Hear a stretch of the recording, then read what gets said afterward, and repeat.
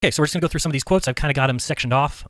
Please forgive me if I make any pronunciation errors or I don't say somebody's name right or get a word wrong. I'm only human. I don't proclaim to be perfect by any stretch of the imagination. I probably make more mistakes every minute than anyone else, to be honest. But let's go ahead and just start out with something simple. This is theoretical physicist Michio Kaku telling us about cosmology. Hopefully you can hear this, and I'm not sure you will be able to, but we'll go ahead and try it. Usually in science, if we're off by a factor of 2 or a factor of 10, we call that horrible. We say something's wrong with the theory. We're off by a factor of 10. However, in cosmology, we're off by a factor of 10 to the 120. That is 1 with 120 zeros after it. This is the largest mismatch between theory and experiment in the history of science. Okay, so thank you, Michio Kaku, and hopefully you heard that. I think it might have been a little on the quiet side, but yeah, he basically tells you right there that they're off by a factor of 10 to the 120th power in regards, and he says it's the largest mismatch in the history of science. Hopefully people get the importance of that quote and understand what we're dealing with, and then you can decide if these are really the people that you want telling you where you live when they just admitted to be off by the largest factor in the history of science when you're looking at experiments versus theory. That's because the experiments do not show at all what these theories are that they've been telling us about the universe forever. And I described it last night, but I thought I just mentioned it again real quick before we get to some of these other ones, that to me science is like a tightrope walker. Because the goal when you're a tightrope walker is to never look at your feet, because as soon as you do, you realize how high up you are, you realize you're in midair and that you may fall a long way down. But as long as you look straight forward, if you're walking a tightrope, you usually can walk safely across. And the reason for that is because you don't want to look down. You need to just keep looking forward, keep plugging ahead, and that's what science is doing. Science does not want to look at its foundations. They don't want to look at, and you can call it the body of science if you want. I'm talking about the people involved in it. They certainly don't want to look down. They do not want to explore their foundations, because if they did and they found a crack, that could collapse the entire thing. So they don't want to look down. They're just like a tightrope walker. But let's get on to the quotes, okay? So I start out with some that I'm just calling prime importance. And by the way, this video might be long. I've got over 100 quotes to read, and some of them are quite long. So either bear with me, or if you need to watch this in segments, you can do that. But my goal is to hit every one of these quotes today, and that's what we'll be doing. And then we'll read some super chats, and then we'll go to bed. So let's go to the first quote I thought was interesting here. Nietzsche had to say, quote, "Where has God gone?" He cried, "I shall tell you, we have killed him. You and I, we are his murderers. But how have we done this? How were we able to drink up the sea? Who gave us the sponge to wipe away the entire horizon? What did we do when we unchained the earth from its sun? Whether it is moving now, whether we are moving now, away from all suns, are we not perpetually falling? Backward, sideward, forward in all directions? Is there any up or down left? Are we not straying as through an infinite nothing? Do we not feel the breath of empty space? Has it not become colder? Is it not more and more night coming all the time? Must not lanterns be lit in the morning? Do we not hear anything yet of the noise of the gravediggers who are burying God? Do we not smell anything yet of God's decomposition? Gods, too, decompose. God is dead. God remains dead, and we have killed him. How shall we, the murderers of all murderers, console ourselves?" End quote. Let's go on to the next quote. Just some little topic quotes here. Like I said, prime importance quotes. This is Leo Tolstoy. Quote, "I know that most men, including those at ease with problems of the greatest complexity, can seldom accept even the simplest and most obvious truth, if it be such as would oblige them to admit their falsity of the conclusions which they have delighted in explaining to their colleagues, which they have proudly taught to others, and which they have woven thread by thread into the fabric of their lives." End quote. So, comment on this quote here. It's just simply exactly what I say about people like Neil deGrasse and Bill Nye. These men who have the ease of, the greatest of ease at explaining the great complexity of the universe. They make it sound so simple, so easy. Oh, we figured it all out. But they can seldom accept even the slightest and most obvious truth, if it would be one that would oblige them to admit the falsity of their conclusions, which they have delighted in. They explain it to their colleagues, and they've taught it to others. They go to auditoriums and speak about it, and they have, had it woven thread by thread into the fabric of their lives. Leo Tolstoy. So, again, hopefully you understand why that quote is there. Let's get into a little more detailed ones. We got Fred Hoyle here, who said, "The history of science shows that each generation finds the universe to be stranger than the preceding generation ever conceived it to be." Next, we have Phil Platt. Many people have heard of him, right? The bad astronomer. What did he have to say? Well, you might take note here. He said, "I have two things to say that might surprise you. First, geocentrism is a valid frame of reference.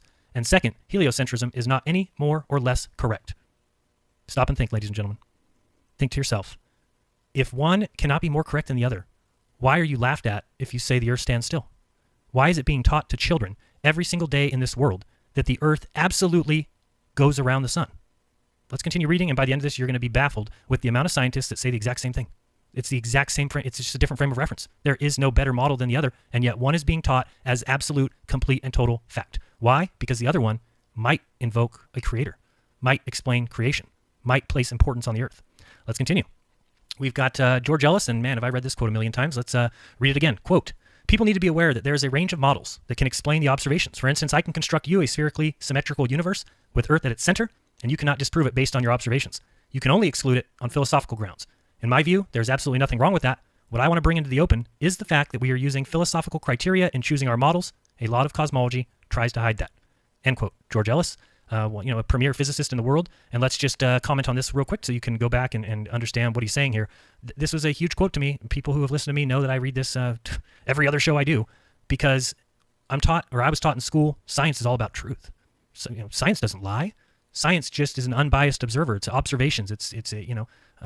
But yet we see George Ellis tell us that he wants to bring out into the open that the fact that we are using philosophical criteria in choosing our models.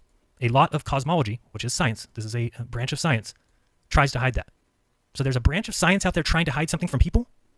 What do you mean? How could that be possible? Why is science trying to hide anything from me? Well, he's explaining exactly what he's telling you. They are choosing which model based on philosophical criteria. And he says, now, to him, there's nothing wrong with that. Well, great, that's his opinion. I don't care what he thinks, whether or not there's something wrong with that. But he tells people, what I want to bring out in the open is the fact that we're using this in choosing our models and that we're trying to hide that. I mean, you're going to learn by the end of this video the exact reason why. And the reason why is these guys cannot stand, and I don't want to say these guys because George Ellis is different. George Ellis is somebody who does try and place the Earth back at the center because, well, all observations show that it is. Yeah, pretty brilliant, right? I mean, that's what an unbiased science observer would say. When all the tests prove that the Earth is fixed and that things are moving away from us and that we are the center of the universe, then that's what it is. Except for if you have a worldview that says, no, we cannot be the center. I hate that idea. I can't stand it. It goes against everything I am. I don't want to be important. I don't want to have a God. I don't want to be part of creation. And then all of a sudden, you will have cosmology trying to hide the fact that there is no difference between the two models. Okay, let's continue. Another George Ellis quote. Quote, this assumption is made because it is believed to be unreasonable that we should be near the center of the universe. End quote. Okay, comment on that. Again, we just talked about this. It's the assumption. Okay, so remember, we're talking about science. Why are we making assumptions? The assumption is made because it is believed to be unreasonable that we should be near the center of the universe. Who cares what you believe should be unreasonable? No, they just choose that because they're afraid of the fact that we could be the center. They would rather anything else be true, and they will use any other concoction or formula or hypothesis they can, as long as it means that the Earth is not the center. Let's continue.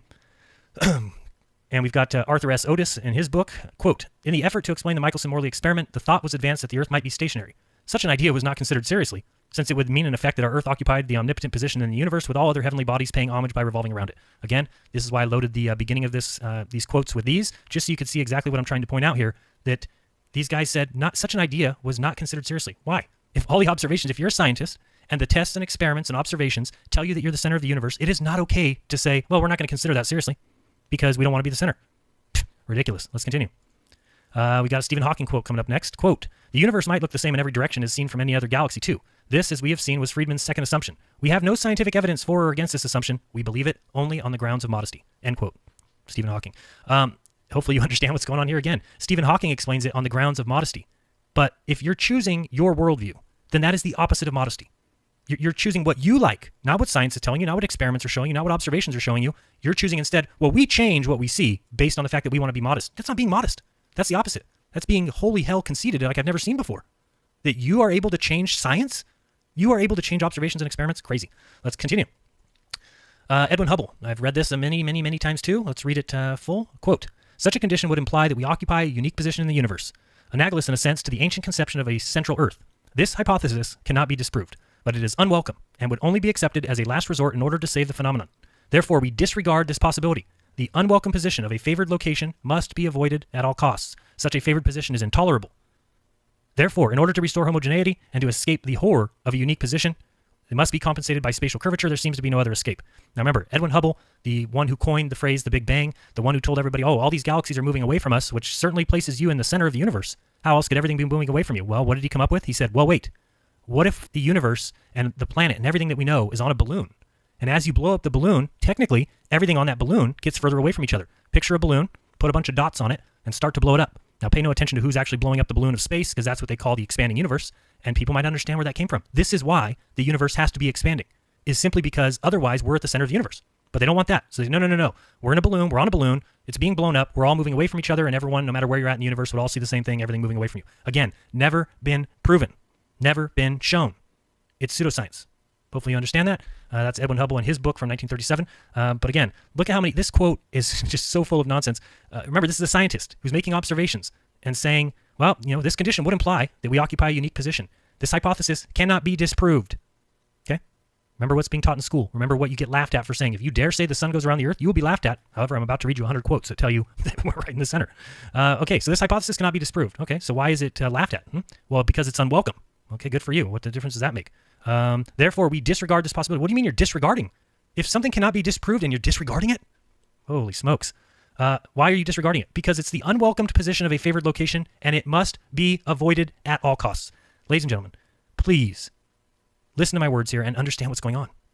You have to look at this and you have to understand that they're saying that the hypothesis cannot be disproved that we're the center, but it's unwelcomed, and we're going to disregard it because it's an unwelcome position of a favored location, and it must be avoided at all costs. This is not science, ladies and gentlemen. This is the opposite of it.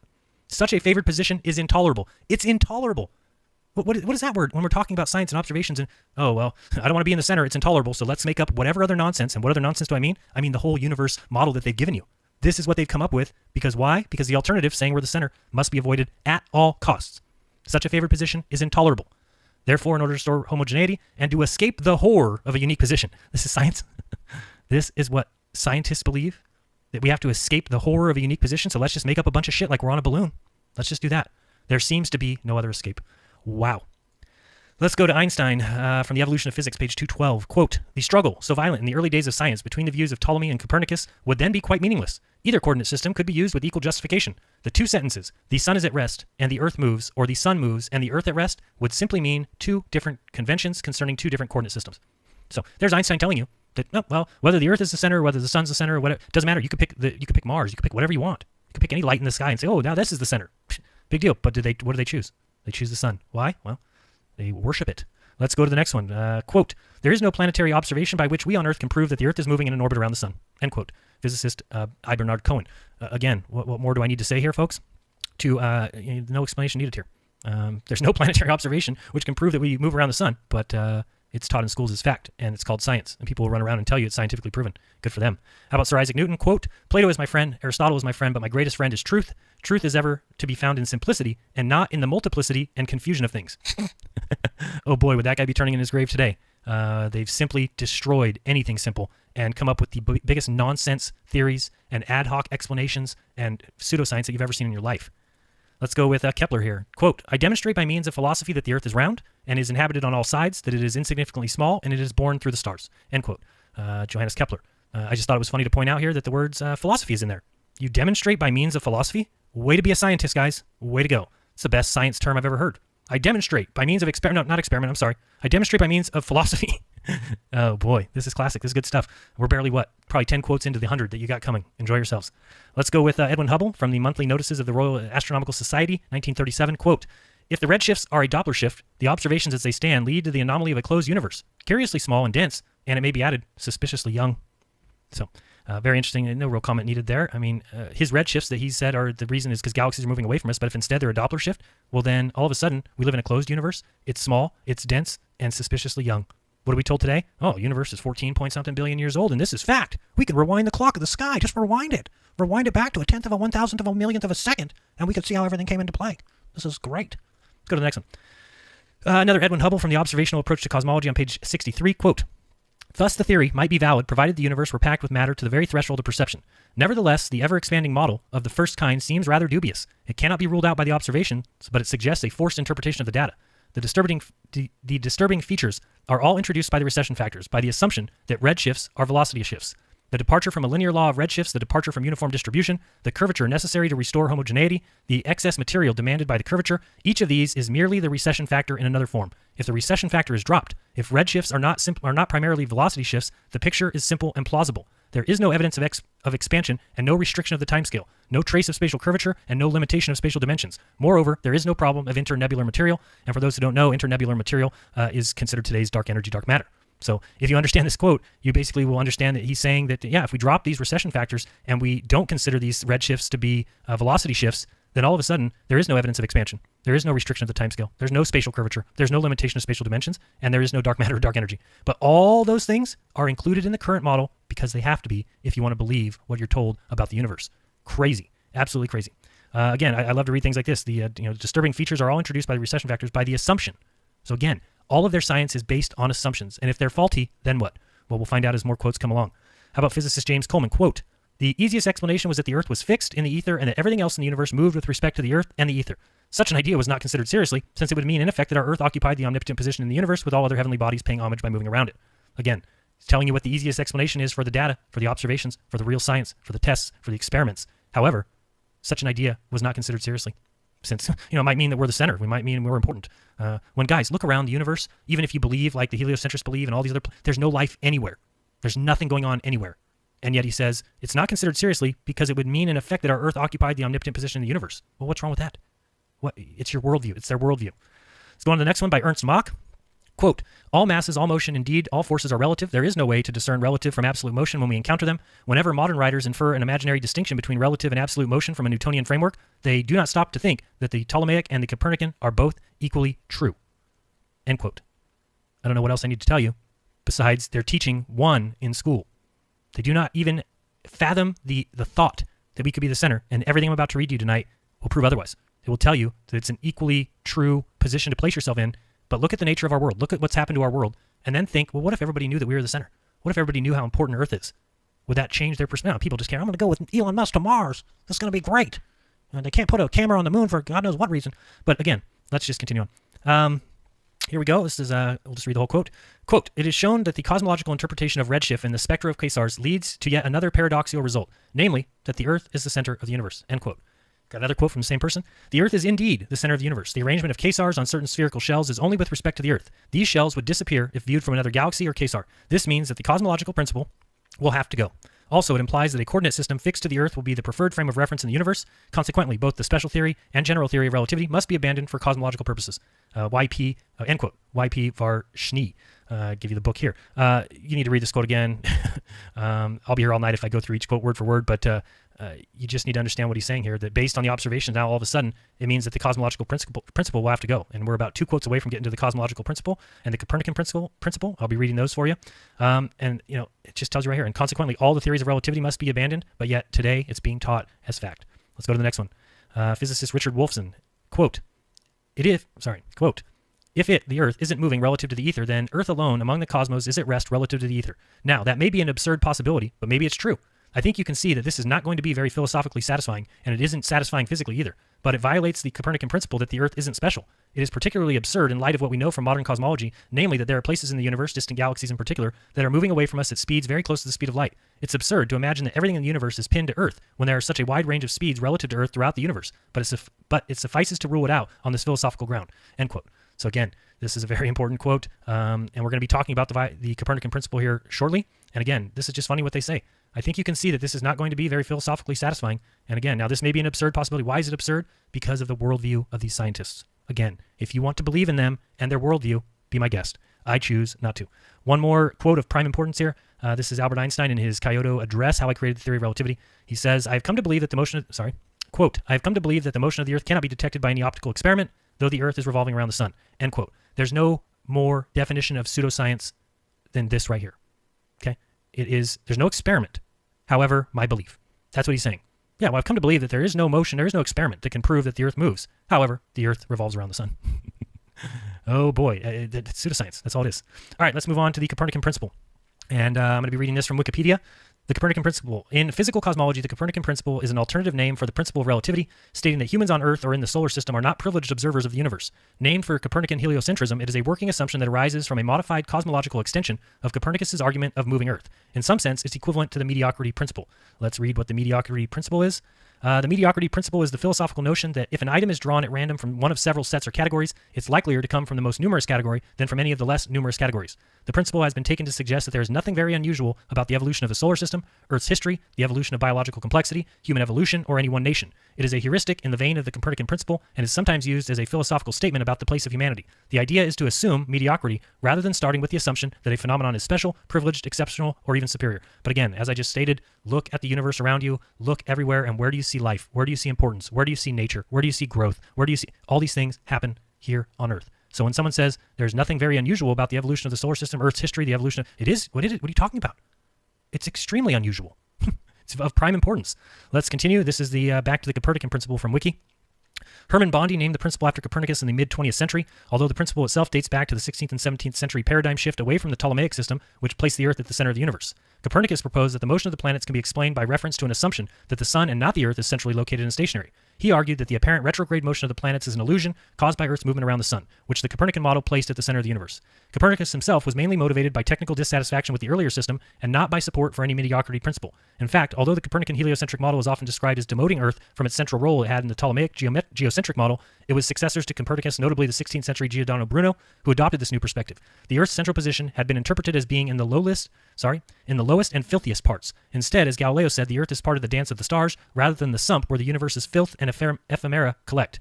In the late 20th century, Carl Sagan asked, "Who are we?" We find that we live on an insignificant planet of a humdrum star, lost in a galaxy tucked away in some forgotten corner of the universe, in which there are far more galaxies than people. I'm going to end that quote there, just because I want to make a comment on this. Of course, we've all heard Carl Sagan say this, but even after just the few quotes I've already read, do you understand the problem here? That scientifically speaking, you can't discount the Earth being the center. Yet here comes Carl Sagan, the science pusher, the science popularist, who says, "Who are we? We find ourselves that we live on an insignificant planet of it." No, that's your worldview. So thank you for pushing your worldview on us, on me, on my children, on all children across the world. It's beautiful, really, really tremendous for you. In cosmology, if one assumes the Copernican principle and observes that the universe appears isotropic, or that the same in all directions from a vantage point of Earth, then one can infer that the universe is generally homogeneous, or the same everywhere at any given time, and is also isotropic about any given point. These two conditions make up the cosmological principle. In practice, astronomers observe that the universe has heterogeneous or non-uniform structures up to the scale of galactic superclusters, filaments, and great voids. It becomes more and more homogeneous and isotropic when observed at larger and larger scales, with little detectable structure on scales of more than about 200 million parsecs. However, on scales comparable to the radius of the observable universe, we see systematic changes with distance from Earth. For instance, galaxies contain more young stars and are less clustered, and quasars appear more numerous. While this might suggest that the Earth is the center of the universe, the Copernican principle requires us to interpret it as evidence for the evolution of the universe with time. This distant light has taken almost the age of the universe to reach Earth and shows the universe when it was young. The most distant light of all, cosmic microwave background radiation, is isotropic to at least 1 part in 1,000. Modern mathematical cosmology is based on the assumption that the cosmological principle is almost but not exactly true at the largest scales. The Copernican principle represents the irreducible philosophical assumption needed to justify this, when combined with the observations. Michael Rowan Robinson emphasizes in the Copernican principle as the threshold test for modern thought, asserting that it is evident that in the post-Copernican era of human history, no well-informed or rational person can imagine that the Earth occupies a unique position in the universe. Unbelievable. This is all from Wikipedia, Copernican principle. You can read it yourself. I just copied it over and highlighted a few important parts.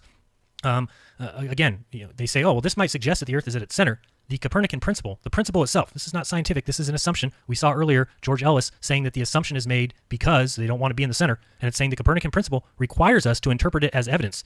So what? The principle of something requires us to, oh boy.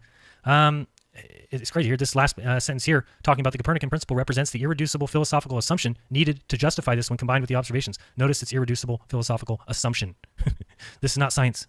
This is pseudoscience. The beliefs that we have been taught are not actual science. They're not scientific. Let's continue on here. This is just no particular quote. I think I wrote it, or no, I had it. So I said, what is the basis of the modern science and technology? Because according to science establishment historians, heliocentrism is of course the cause. An online encyclopedia put it this way, quote, the scientific revolution can be roughly dated as having begun in 1543, the year in which Nicholas Copernicus published his De Revolutionibus Orbium Celestium. However, the origins of much modern technology can be traced back, end quote, that was the end of the encyclopedia quote. Now I'm speaking. However, the origins of much modern technology can be traced back to the elaborate mechanical devices that sprung up in post-medieval Europe. Those toys are an outgrowth of medieval craft of clockmaking, and that craft, in turn, was an offshoot of the craft of applying complex mechanical technology for the purpose of astronomy-related needs. These devices were unambiguously geocentric, every one of them.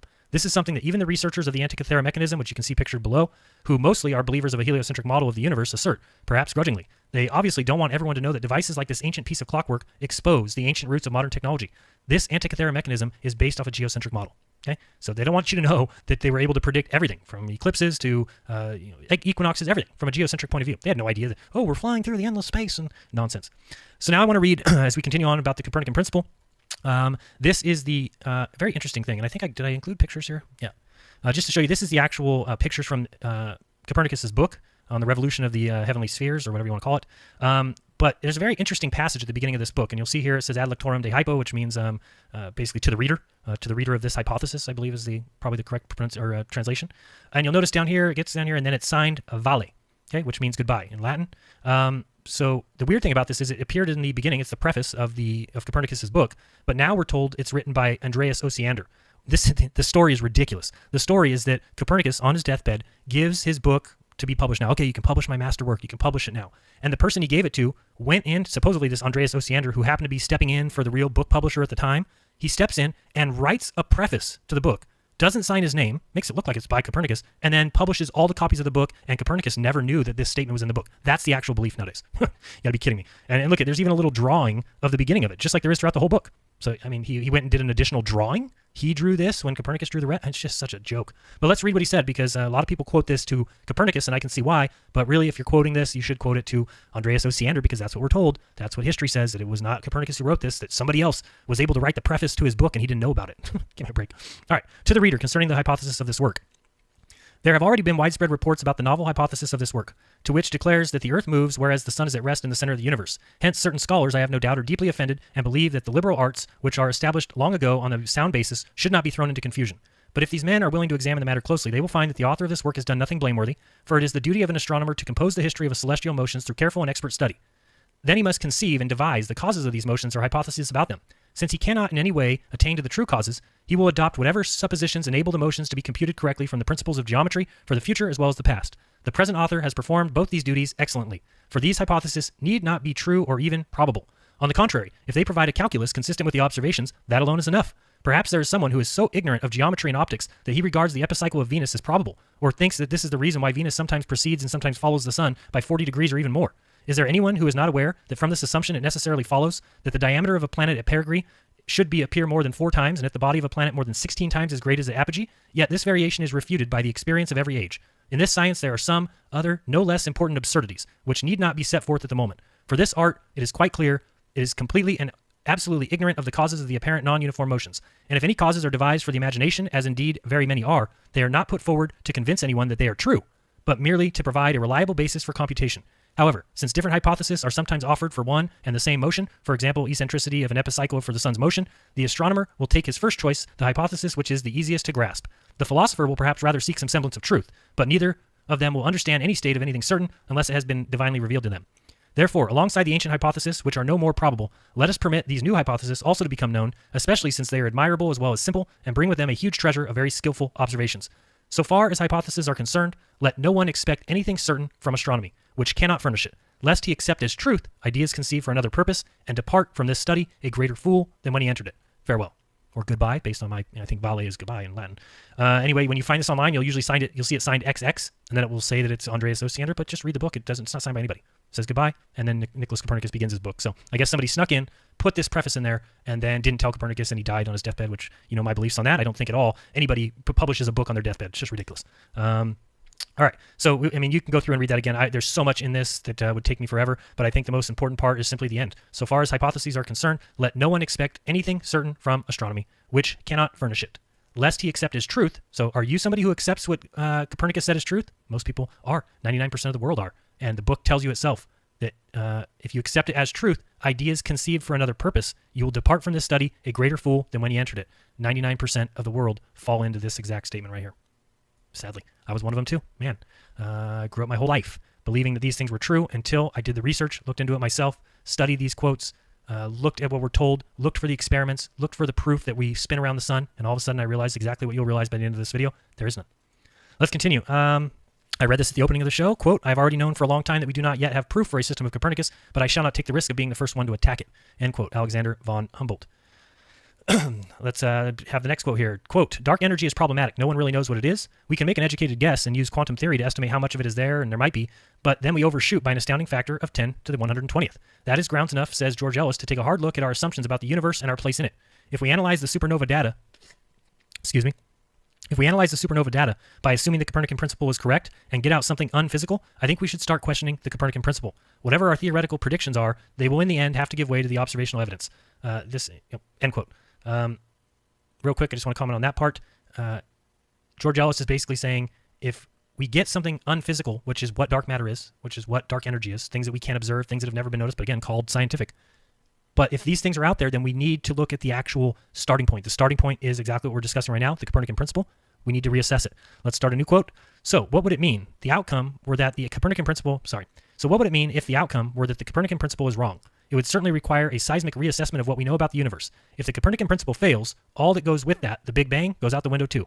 cosmology would be back at the drawing board. If we are in a void, answering how we came to be in such a privileged spot in the universe, it would be even trickier. And this is what you will learn by the end of this video. End quote, sorry.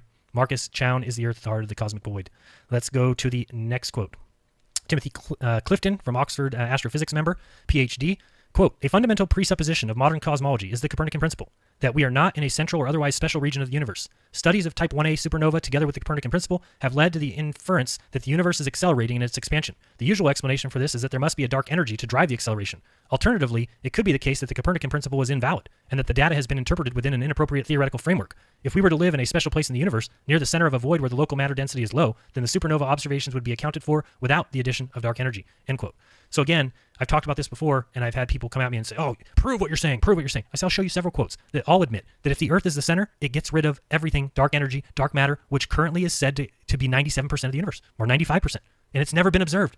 Guys, we're at what, 20 quotes now, 25 quotes? Is it obvious yet that we are being handed pseudoscience? I don't think there's any question about it. Again, what he's saying here is, well, it could be the case that the Copernican principle is invalid, which it absolutely is if you're basing it on observations, and that the data has been interpreted within an inappropriate theoretical framework. So let's continue. Remember, we're talking right now about the Copernican principle. I do have these things kind of separated out. We haven't even got to experiments yet. We haven't even got to the fixed Earth yet. We haven't even got to the centrality of Earth yet. We still are on the Copernican principle. Let's continue. Jonathan I. Katz from The Biggest Bangs. His book is listed below here. Quote, the uniform distribution of burst arrival directions tells us that the distribution of gamma ray burst sources in space is a sphere or spherical shell with us at the center. Some other extremely contrived and implausible distributions are also possible. But Copernicus taught us that we are not in a special preferred position in the universe. Earth is not at the center of the solar system, the sun is not at the center of the galaxy, and so forth. There is no reason to believe we are the center of the distribution of gamma ray bursts. If our instruments are sensitive enough to detect the bursts at the edge of the spatial distribution, then they should not be isotropic on the sky, contrary to observation. If our instruments are less sensitive, then the end of the S3/2, I don't know what that is, law should hold, also contrary to observation. That is the Copernican dilemma. To this day, after the detection of several thousand bursts and despite earnest efforts to show the contrary, no deviation from a uniform random distribution, which is isotropy, in the direction of gamma ray bursts on the sky has ever been convincingly demonstrated. Again, these guys are admitting that there is no experiments or tests that prove what they're trying to prove. Okay, they just are able to explain it away, and we'll talk about that here shortly. Physicist Richard Wolfson, quote, so if the Earth is at rest relative to the ether, then it alone is at rest. That makes us pretty special. Do you really want to return to a parochial pre-Copernican ideas? Do you really think you and your planet are so special that in all the rich vastness of the universe, you alone can claim to be at rest, end quote? Well, I particularly do, because this is all I've seen. All I get from you is pictures from space of Pluto with the dog Pluto on him. I mean, what are you talking about? The Earth is all there is, folks. Let's continue. Richard Liu, here's his quote. Quote, cosmology is not even astrophysics. All the principal assumptions in this field are unverified or unverifiable in the laboratory, and researchers are quite comfortable with inventing unknowns to explain the unknown. How then could, after 50 years of failed attempts in finding dark matter, the fields of dark matter, dark energy have become so lofty priorities in astronomy funding to the detriment of all other branches of astronomy? I demonstrate in this article that while some of this is based upon truth, at least just as much of the, I believe that's cosmic microwave background, I might have wrote that wrong, cosmology has been propped up by a paralyzing amount of propaganda which suppress counter-evidence and subdue competing models. I believe astronomy is no longer heading towards a healthy future unless funding agencies rethink their master plans by backing away from such a high emphasis on groping in the dark, end quote. Let's move on here. We got Hawking and Ellis when they wrote their book in 73. Quote, we shall interpret the Copernican principle as stating that the universe is approximately spherically symmetrical with every point since it's approximately spherically symmetrical around us. Again, just more evidence. Sorry, end quote. My bad. Jeez, bad Jaren. I should be punished. People are just joining me. The problem is I keep commenting in the middle of quotes, and I'm trying not to do that, so I'll be more careful going forward. But anyway, I do want to comment after them, and again, this quote is just saying that we are the center. Let's go on to the next one. This is George Ellis in his book.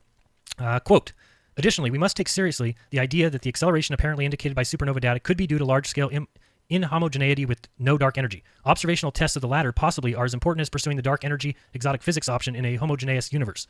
Theoretical prejudices as to the universe's geometry and our place in it must bow to such observational tests, precisely because of the foundational nature of the Copernican principle for standard cosmology. We need to fully check this foundation, and one must emphasize here that the standard cosmic microwave background anisotropy studies do not prove the Copernican principle. They assume it at the start. End quote. Hugely important, begging the question. They're assuming it at the start. Presuppositions, again, how many quotes have we gone through, guys? 30? I don't know, but it should be clear here that we're dealing with pseudoscientists.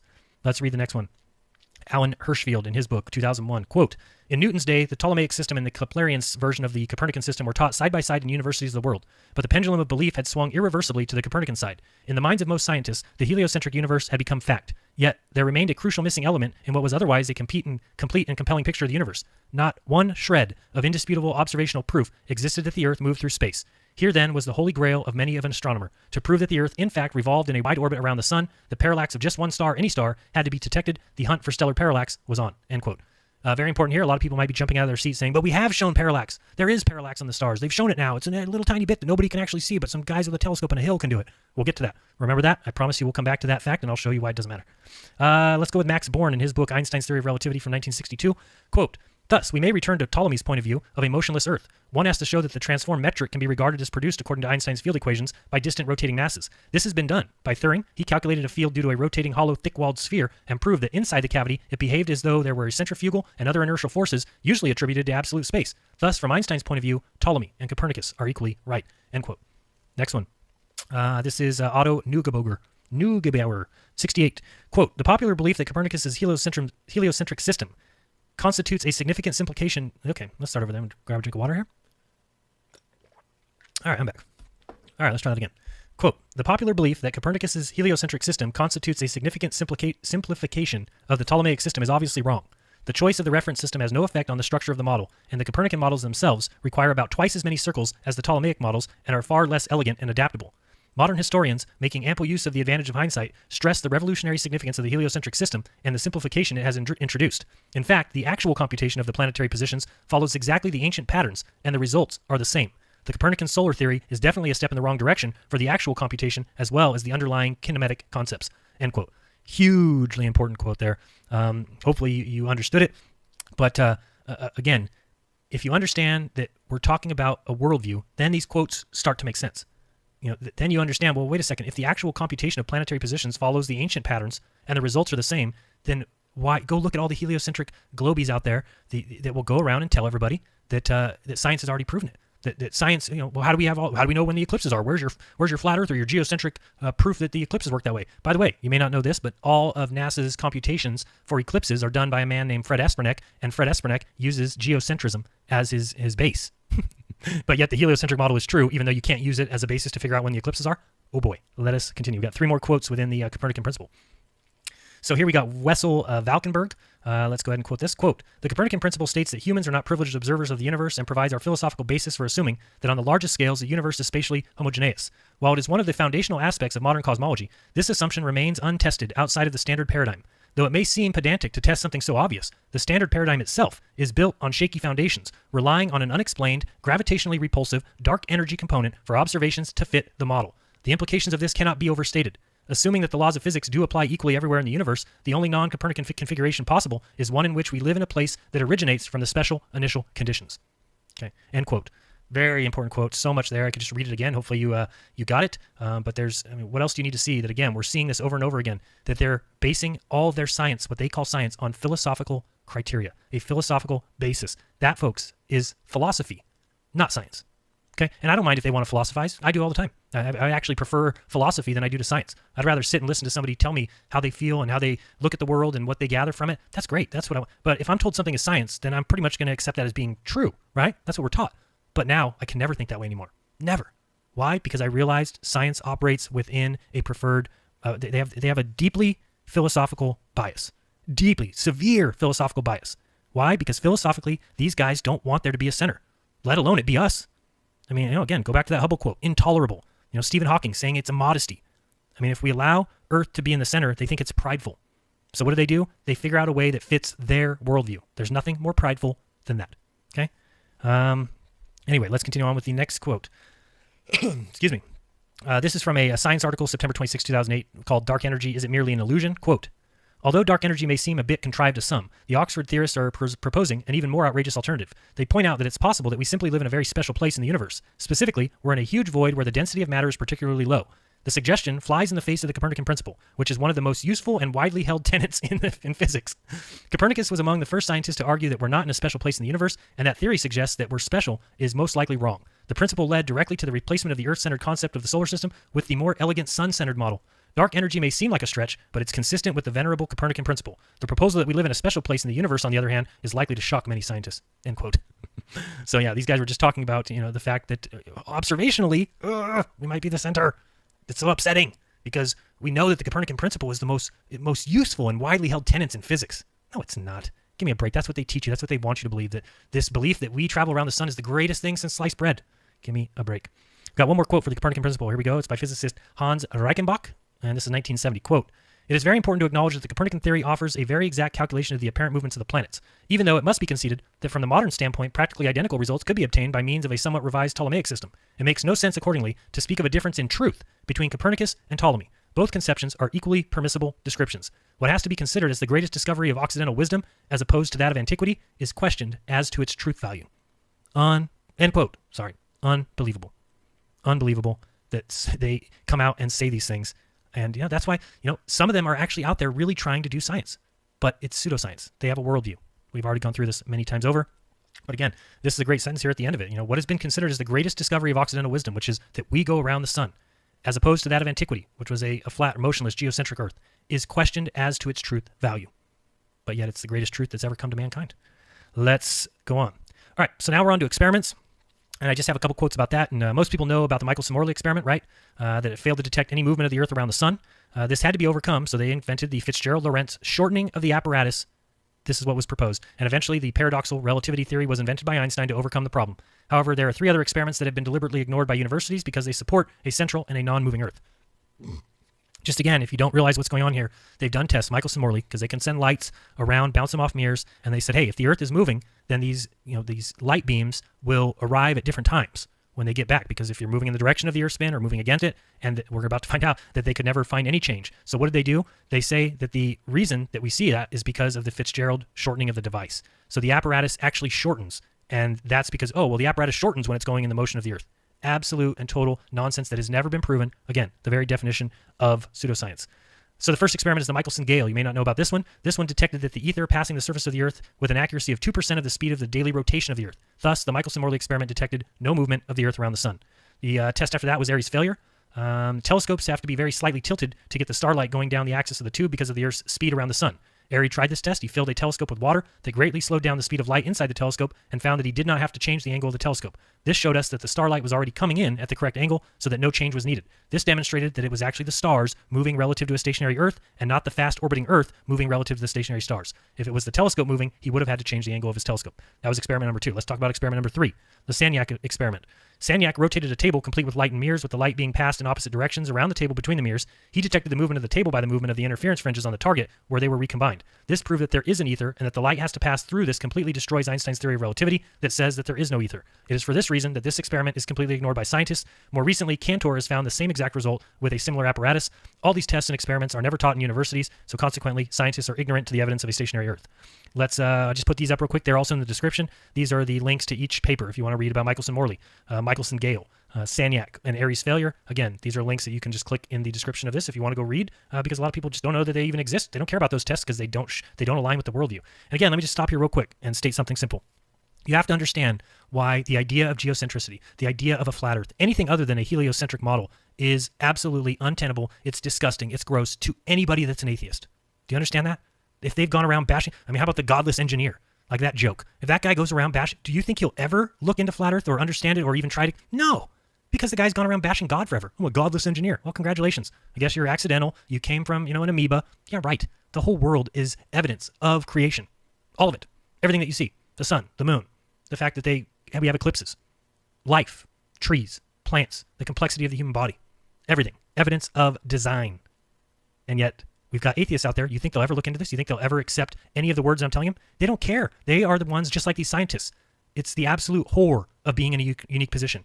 It must be avoided at all costs. If you're Red's rhetoric, it must be avoided at all costs. You can't look at this stuff. You must go against it because of your worldview. You guys see what's going on here? I certainly do. Let's look at some quotes around these experiments. And we're probably more than halfway done, maybe. I don't know. Like I said, we still haven't got to centrality, fixed Earth, axis of evil. We haven't got to dark energy and dark matter. We haven't gotten to Newtonian physics. We haven't gotten to relativity. We haven't gotten to ether. Got a lot of way to go.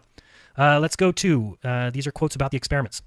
So Bernard Jaffe, quote, "The data were almost unbelievable. There was only one other possible conclusion to draw, that the Earth was at rest. This, of course, was preposterous." End quote. I don't need to even comment on that. You should start to see a pattern here. You should start to recognize what I'm trying to show you. And again, the choice is up to you. I'm certainly not saying you have to believe what I do, because that's what I hate about what's being done in schools. That's what I hate about what's being done and what's being called science. Okay? I don't have to believe what you say just because that's your religious belief. I don't care. And that's the same for you. You do not have to believe what I would never tell you to believe what I do. My goal is that all these things were so eye-opening to me, they changed my life so profoundly that I want to offer them to you, and it's up to you. If they don't change your life, if you spit on me and call me a moron, go ahead. See if it bothers me. It doesn't. It doesn't even change a thing. for my life. Okay, but these quotes did, and the stuff that I put in my videos did. And so my hope is by sharing them with the world that at least you have the opportunity to consider for yourself, because it makes a big difference if we're the center of the earth. If we're the center of the universe versus if we're some random speck in the endless vacuum of space. It's so totally ridiculous. Let's go to the next one. This is scientific historian Lincoln Barnett. Quote, the Michelson-Morley experiment confronted scientists with an embarrassing alternative. On the one hand, they could scrap the ether theory, which had explained so many things about electricity, magnetism, and light, or if they insisted on retaining the ether, they had to abandon still more venerable Copernican theory that the earth is in motion. To many physicists, it seemed almost easier to believe that the earth stood still than that waves, light waves, electromagnetic waves could exist without a medium to sustain them. It was a serious dilemma and one that split scientific thought for a quarter century. Many new hypotheses were advanced and rejected. The experiment was tried again by Morley and many others with the same conclusion. The apparent velocity of the earth through the ether was zero. End quote. Again, I shouldn't have to read more of that. We'll just move on. The experiment was tried again by Morley and others. So if we're talking about science, which is based on experimentation, hypothesis-based experimentation, and they keep coming to the conclusion that the velocity of the earth through space is zero, but what do they teach in schools? What did you grow up believing? Hopefully you see that this is the reason why, the name of this video is very simple. Quotes that tell us that we have all been lied to. Let us jump back over here. Let's continue. We've got Wolfgang Pauli. Quote, the failure of many attempts to measure terrestrially any effects of the Earth's motion on physical phenomenon allows us to, and then he goes on, and thank you very much for the super chat. I'll read those at the end here, 1 second. At this point, Wolfgang, he stops talking about the experimental evidence and then goes on talking about all the theories of Einstein, which are mathematics and formulas and Lorentz contractions, and it becomes pseudoscience. But he starts out by saying that, we couldn't measure the effects of any motion of the Earth, but based on these formulas and these mathematics that Einstein gave us in relativity, we can say that it does move. But again, tests don't show that, and that is the definition of pseudoscience. Sir Arthur Eddington, Space-Time and Gravitation, page 20, quote, the Michelson-Morley experiment has thus failed to detect our motion through the ether because the effect looked for, the delay of one of the light waves, is exactly compensated by an automatic contraction of the matter forming the apparatus, end quote.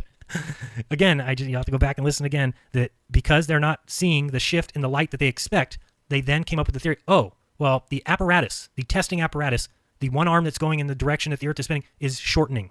And that's why the light rays are getting back at the same time, when clearly that proves that the Earth does not move, folks. Let's go to the next one. This is James A. Coleman, professor of physics and the chairman of the Department of Physics at the American International College in Springfield, Massachusetts. Quote, the explanation which had the most appeal in accounting for this negative result of the Michelson-Morley experiment was one that literally was dreamed up for that purpose. It is the so-called Fitzgerald-Lorentz contraction. In 1893, Fitzgerald suggested that all objects contracted in the direction of their motion through the ether. He reasoned that if ordinary objects flattened out upon impact with other objects, a rubber ball hitting a wall or a ripe tomato dropped on the floor, for example, then why would it not be possible for objects that move through the ether to have the force of the ether push them in or contract them? This would adequately explain the results of the Michelson-Morley experiment. The arm of the interferometer moving against the ether would be shortened, so that even though the light was traveling in that particular arm might have slowed down by the ether wind, this would be compensated for by having its path shortened.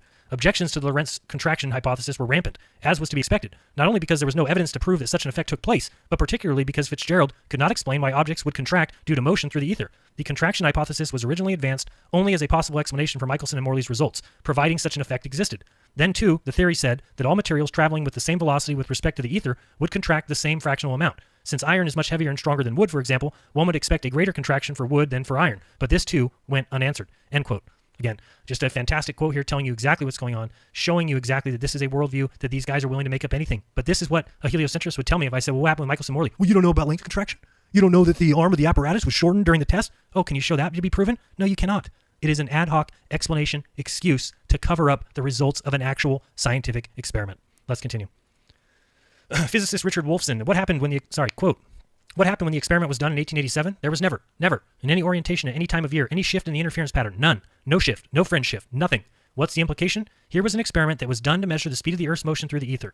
This was an experiment that was 10 times more sensitive than it needed to be. It could have detected speeds as low as 2 miles a second instead of the known 2 miles per second that the Earth has in its orbital motion around the sun. It didn't detect it. What's the conclusion from the Michelson-Morley experiment? The implication is that the Earth is not moving. End quote. Very important quote. We got Ronald W. Clark in his book Einstein, A Life and Times, 1971, quote, the problem which now faced science was considerable, for there seemed to be only 3 alternatives. The first is that Earth was standing still, which meant scuttling the whole Copernican theory and was unthinkable.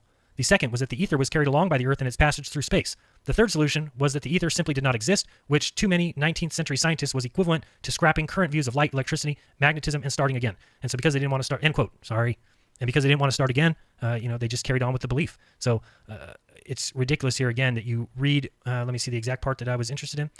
So the problem which now faced science was considerable. 3 alternatives, standing still, which meant, so this part. The first was that the Earth was standing still. So this is one of the possibilities, which meant scuttling the whole Copernican theory and was unthinkable. Science, ladies and gentlemen, right here for you. Andre KT Assisi, quote, in the Ptolemaic system, the Earth is considered to be at rest and without rotation in the center of the universe, while the Sun, other planets, and fixed stars rotate around the Earth. In relational mechanics, this rotation of distant matter yields the force. Now, the gravitational attraction of the Sun is balanced by a real gravitational centrifugal force due to the annual rotation of distant masses around the Earth, with a component having a period of 1 year. In this way, the Earth can remain at rest and is the essential constant distance from the Sun. The diurnal rotation of distant masses around the Earth with a period of 1 day yields a real gravitational centrifugal force flattening the Earth at the poles. Foucault's pendulum is explained by a real Coriolis force acting on moving masses over the Earth's surface. The effect of this force will be to keep the plane of oscillation of the pendulum rotating around with the fixed stars, end quote. Excellent quote there. This is a quote from Robert Sungenis that I thought was pretty good.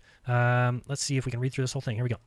So quoting, one can imagine why many who were looking for proof of a rotating Earth would appeal to the Foucault pendulum. It seems logical to posit that the reason the plane of the pendulum appears to be moving in a circle is that the Earth beneath it is rotating. In other words, the heliocentrist insists that the pendulum's circular motion is an illusion. The pendulum is actually moving back and forth in the same plane, and the Earth is turning beneath it. Since the Earth is too big for us to sense its rotation, we instead observe the plane of the pendulum rotate. All one needed to do to prove the Earth is rotating, he insists, is to reverse the roles. That is, imagine that the plane of the pendulum is stationary and the Earth beneath it is moving. This particular logic, however, doesn't prove that the Earth is rotating. One can begin the critique by asking this simple question. If the pendulum is constantly swinging in the same plane while the Earth is rotating beneath it, what force is holding the pendulum in that stationary position? In other words, if the plane of the pendulum is stationary with respect to what is it stationary? This is understood as the unresolved force in physics. The only possible answer is it is stationary with respect to the rest of the universe, since it is certainly not stationary with respect to the Earth. With a little insight, one can see that this brings us right back to the problem that Einstein and the rest of modern physics faced with the advent of relativity theory. Is it the Earth that's rotating under fixed stars, or do the stars revolve around a fixed Earth? As Einstein said, the two sentences, the Sun is at rest and the Earth moves, or the Sun moves and the Earth is at rest, would simply mean two different conventions concerning two different coordinate systems. As such, it would be just as logical, not to mention scientifically consistent, to posit that the combined forces of the universe which rotate around the Earth are causing the plane of the pendulum to rotate around an immobile Earth. In other words, in the geocentric model of the movement of the pendulum is not an illusion, it really moves. According to Einstein, there is no difference between the two models. Ernst Mach, from whom Einstein developed many of his insights, stated much of the same. He writes, obviously, it doesn't matter if we think the Earth is turning around its axis or at rest while the fixed stars revolve around it. Geometrically, these are the exact same case of relative rotation of the Earth and the fixed stars with respect to one another. But if we think that the Earth is at rest and the fixed stars revolving around it, there is no flattening of the Earth, no Foucault's pendulum experiment, and so on. Robert Sungenis, well, that was Ernst Mach speaking there. Robert Sungenis continues here. Barber and Bertolotti proved that a large hollow sphere representing the distant star field rotating around a small solid sphere inside, modeling the Earth, produced exactly the same patterns of Coriolis and centrifugal forces that are claimed as proof of the Earth spinning in space. If the hollow shell of matter accelerates or rotates, any objects inside the shell will tend to be carried along with the acceleration or rotation to some extent. Oh, Robert Sungenis, thank you very much. Let's talk a little bit about begging the question, just so you understand some of these answers about the Michelson-Morley. This is from a cosmoquest.org forum that I found. How to commit the fallacy of begging the question when a conclusion to be demonstrated is assumed into a premise. Okay, so we got number one, an experiment is set up to demonstrate the motion of the Earth through space. Number two, a positive result is expected from that theory.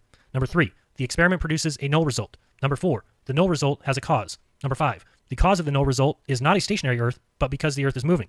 Number six, the cause of the null result is a moving Earth. Number seven, therefore, an experiment on the moving Earth has demonstrated that C is constant in any internal inertial reference frame. 8. Therefore, C is constant in all reference frames. Well, line 8 implies a moving Earth as part of the conclusion. Yet, line 5 merely asserts that the Earth is moving to conclude to line 8. Therefore, the constancy of C is invalid, according to the fallacy of begging the question. 1 second. Excuse me. The only way science can conclude to one of the special relativity's postulates is to beg the question of the motion of the Earth as shown above. The constancy of C in any inertial reference frame is known from a logical fallacy. The constancy of C in any inertial reference frame is a postulate of special relativity. Special relativity uses four-dimensional space to mathematically explain the Michelson-Morley null result. Minkowski space is four-dimensional and is used to explain special relativity. But as special relativity is founded on a fallacious postulate, then so too is Minkowski space is also founded on a fallacious postulate. And as a fallacy invalidates a theory, then guess what? Both special relativity and also Minkowski space are invalid. But again, you can look for yourself and you'll see that those things are considered explanations for the Michelson-Morley null result. All right, we're moving on to the centrality of Earth. Why do I have nothing here again? Okay, here we go. All right, so from George Ellis, quote, this assumption is made because it is believed to be unreasonable that we should be near the center of the universe. So, end quote. Just point that out again. Very important one there. Let's go to the next one. Thomas S. Kuhn from the Copernican Revolution from his book 1959, quote, now imagine that the whole mechanism is picked up and put down again with the sun fixed at the central position formerly held by the Earth. All of the geometric spatial relations of the Earth, Sun, and Mars are preserved. And since only the fixed point of the mechanism has been changed, all the relative motions must be identical. The Tychonic system is transformed to the Copernican system simply by holding the sun fixed instead of the Earth. The relative motion of the planets are the same in both systems, and the harmonies are therefore preserved. End quote. Let's go on about the centrality some more. That's it. This is the editor of Nature magazine, Paul C.W. Davies. Quote, Often the simplest of observations will have the most profound consequences. It has long been a cornerstone of modern science, to say nothing of man's cosmic outlook, that the Earth attends a modest star that shines in an undistinguished part of a run-of-the-mill galaxy. Life arose spontaneously, and man evolved on this miscellaneous clump of matter, and now directs his own destiny without outside help. This cosmic model is supported by the Big Bang and expanding universe concepts, which in turn are buttressed by the simple observation that astronomers see redshifts wherever they look. These redshifts are due, of course, to matter flying away from us under the impetus of the Big Bang. But redshifts can also arise from the gravitational attraction of mass. If the Earth were at the center of the universe, the attraction of the surrounding mass of stars would also produce redshifts wherever we looked. This argument was advanced by George Ellis in his article, is more complex than this, but his basic thrust is to put man back into a favored position in the cosmos. His new theory seems quite consistent with our astronomical observations, even though it clashes with the thought that we are godless and making it on our own. End quote. Astronomer J.L.E. Dreyer. Quote, the Earth-centered system is in reality absolutely identical with the system of Copernicus, and all computation of the places of the planets are the same for the two systems. End quote. What more do you need to hear, folks? It's being spelled out for you over and over again. We're probably at 60 quotes at this point, and is it sinking in yet? That's the question. Let me continue. We got Fred Hoyle from his book Nicholas Copernicus, pages 82 and 83. Quote, we can take either the Earth or the Sun, or any point for that matter, as the center of the solar system. This is certainly so for the purely kinematical problem of describing the planetary motions. If we wish to consider the Earth to be at rest, it will be necessary to give an annual epicyclic motion to every object in the distant universe, as well as to the planets of the solar system. We can't dismiss such a procedure simply on the grounds of inconvenience or absurdity. End quote. Thank you very much for Fred Hoyle actually admitting that. However, he would be turning in his grave as well. Stephen Hawking, in A Brief History of Time, quote, all this evidence that the universe looks the same whichever direction we look might seem to suggest there's something special about our place in the universe. In particular, it might seem that if we observe all other galaxies to be moving away from us, then we must be at the center of the universe. End quote. But again, as I read earlier, Stephen Hawking changed that and says, but we dismiss this based on modesty. How scientific is that? Dismissing something based on modesty is scientific? Let's continue on the centrality of Earth. Y.P. Varshni. Quote, the Earth is indeed the center of the universe. The arrangement of quasars on certain spherical shells is only with respect to the Earth. These shells would disappear if viewed from another galaxy or quasar. This means that the cosmological principle will have to go. Also, it implies that the coordinate system fixed to the Earth with a preferred reference frame in the universe, consequently, both the special and general theory of relativity must be abandoned for cosmological purposes, end quote. I put this one in here again just because we're talking about the centrality here, and what he's saying is the complete opposite of what we're taught. We're taught that no matter where you're at in the universe, that they would all see the same thing. And yet, he's telling us, and he is astrophysics, I don't know what he is. I think he's maybe just wrote this book, The Redshift Hypothesis for Quasars. But he's telling us that these shells would disappear if viewed from another galaxy or quasar, which completely means that we are in a very unique observing position, folks, in the universe. We are of prime importance. We are the apple of God's eye. Let's go to the next one. The Earth-centered system. J.L.E. Dreyer again. I think we already read this one. The Earth-centered system is in reality absolutely identical with the system of Copernicus, and all computation of the places in the planets are the same for the two systems. Next one. Henry Poincaré, quote, a great deal of research has been carried out concerning the influence of the Earth's movement. The results were always negative. We do not have any means of discovering whether or not we are carried along in a uniform motion of translation, end quote. Again, we've got another person telling you that we don't know whether the Earth moves, but it's being taught in schools to your children. How about Adolf Baker from Modern Physics and Antiphysics? Quote, always the speed of light was precisely the same. Thus, the failure of Michelson-Morley to observe different speeds of light at different times of year suggested that the Earth must be at rest. It was therefore the preferred frame for measuring absolute motion in space. Yet we have known since Galileo that the Earth is not the center of the universe. Why should it be at rest in space? End quote. Well, this is the way these guys think, Yet we have known since Galileo that the Earth is not the center of the universe.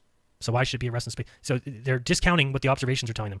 They're discounting what the science tells them, what the experiments say, and say, but we've known since Galileo that the Earth is not the center. Next one on centrality. But what is less known is that, quote, Tycho Brahe, Kepler's tutor, developed a geostatic system that was just as accurate and as elegant as Kepler's. The Sun orbits the Earth, and all the other planets orbit the Sun. The trajectories are ellipses, and all of Kepler's laws are satisfied. We can therefore conclude that the Sun's orbit in the Earth's pseudo-potential is equivalent to that observed from the Earth in the heliocentric system. The analysis of planetary motions has been performed in the Newtonian framework with the assumption of Mach's principle. The kinematical equivalence of the Copernican, the heliocentric, and the neo-Tychonian, geocentric systems is shown to be a consequence of the presence of pseudo-potential in the geocentric system, which, according to Mach, must be regarded as the real potential originating from the fact of simultaneous accelerations of the universe. If one could put the whole universe in accelerated motion around the Earth, the pseudo-potential corresponding to the pseudo-force will immediately be generated. That same pseudo-potential then causes the universe to stay in that very state of motion without the need of any exterior forces acting upon it. End quote. And that's Luka Popov. Got another quote on the centrality by astronomer Gerardus D. Bow, Ph.D. Quote, again, once more for the record, it has been shown at least 6 different ways this century alone that the equations in physics used by NASA to launch satellites are identical to the equations derived from a geocentric universe. Thus, if the space program is proof of anything, it proves geocentricity and disproves heliocentrism. The evidence for heliocentrism is even weaker than the evidence of evolution. End quote. Okay, let's move on to fixed Earth. Got a few more here. Let's see how much we're doing, how we doing here. Good. All right, we're on to fixed Earth quotes. Okay, here we go.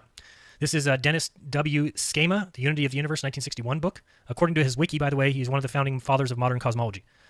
Quote, whether the Earth rotates once a day from west to east, as Copernicus taught, or the heavens revolve once a day from east to west, as his predecessors believed, the observable phenomenon will be exactly the same. This shows a defect in Newtonian dynamics, since an empirical science ought not to contain a metaphysical assumption which can never be proved or disproved by observation. End quote.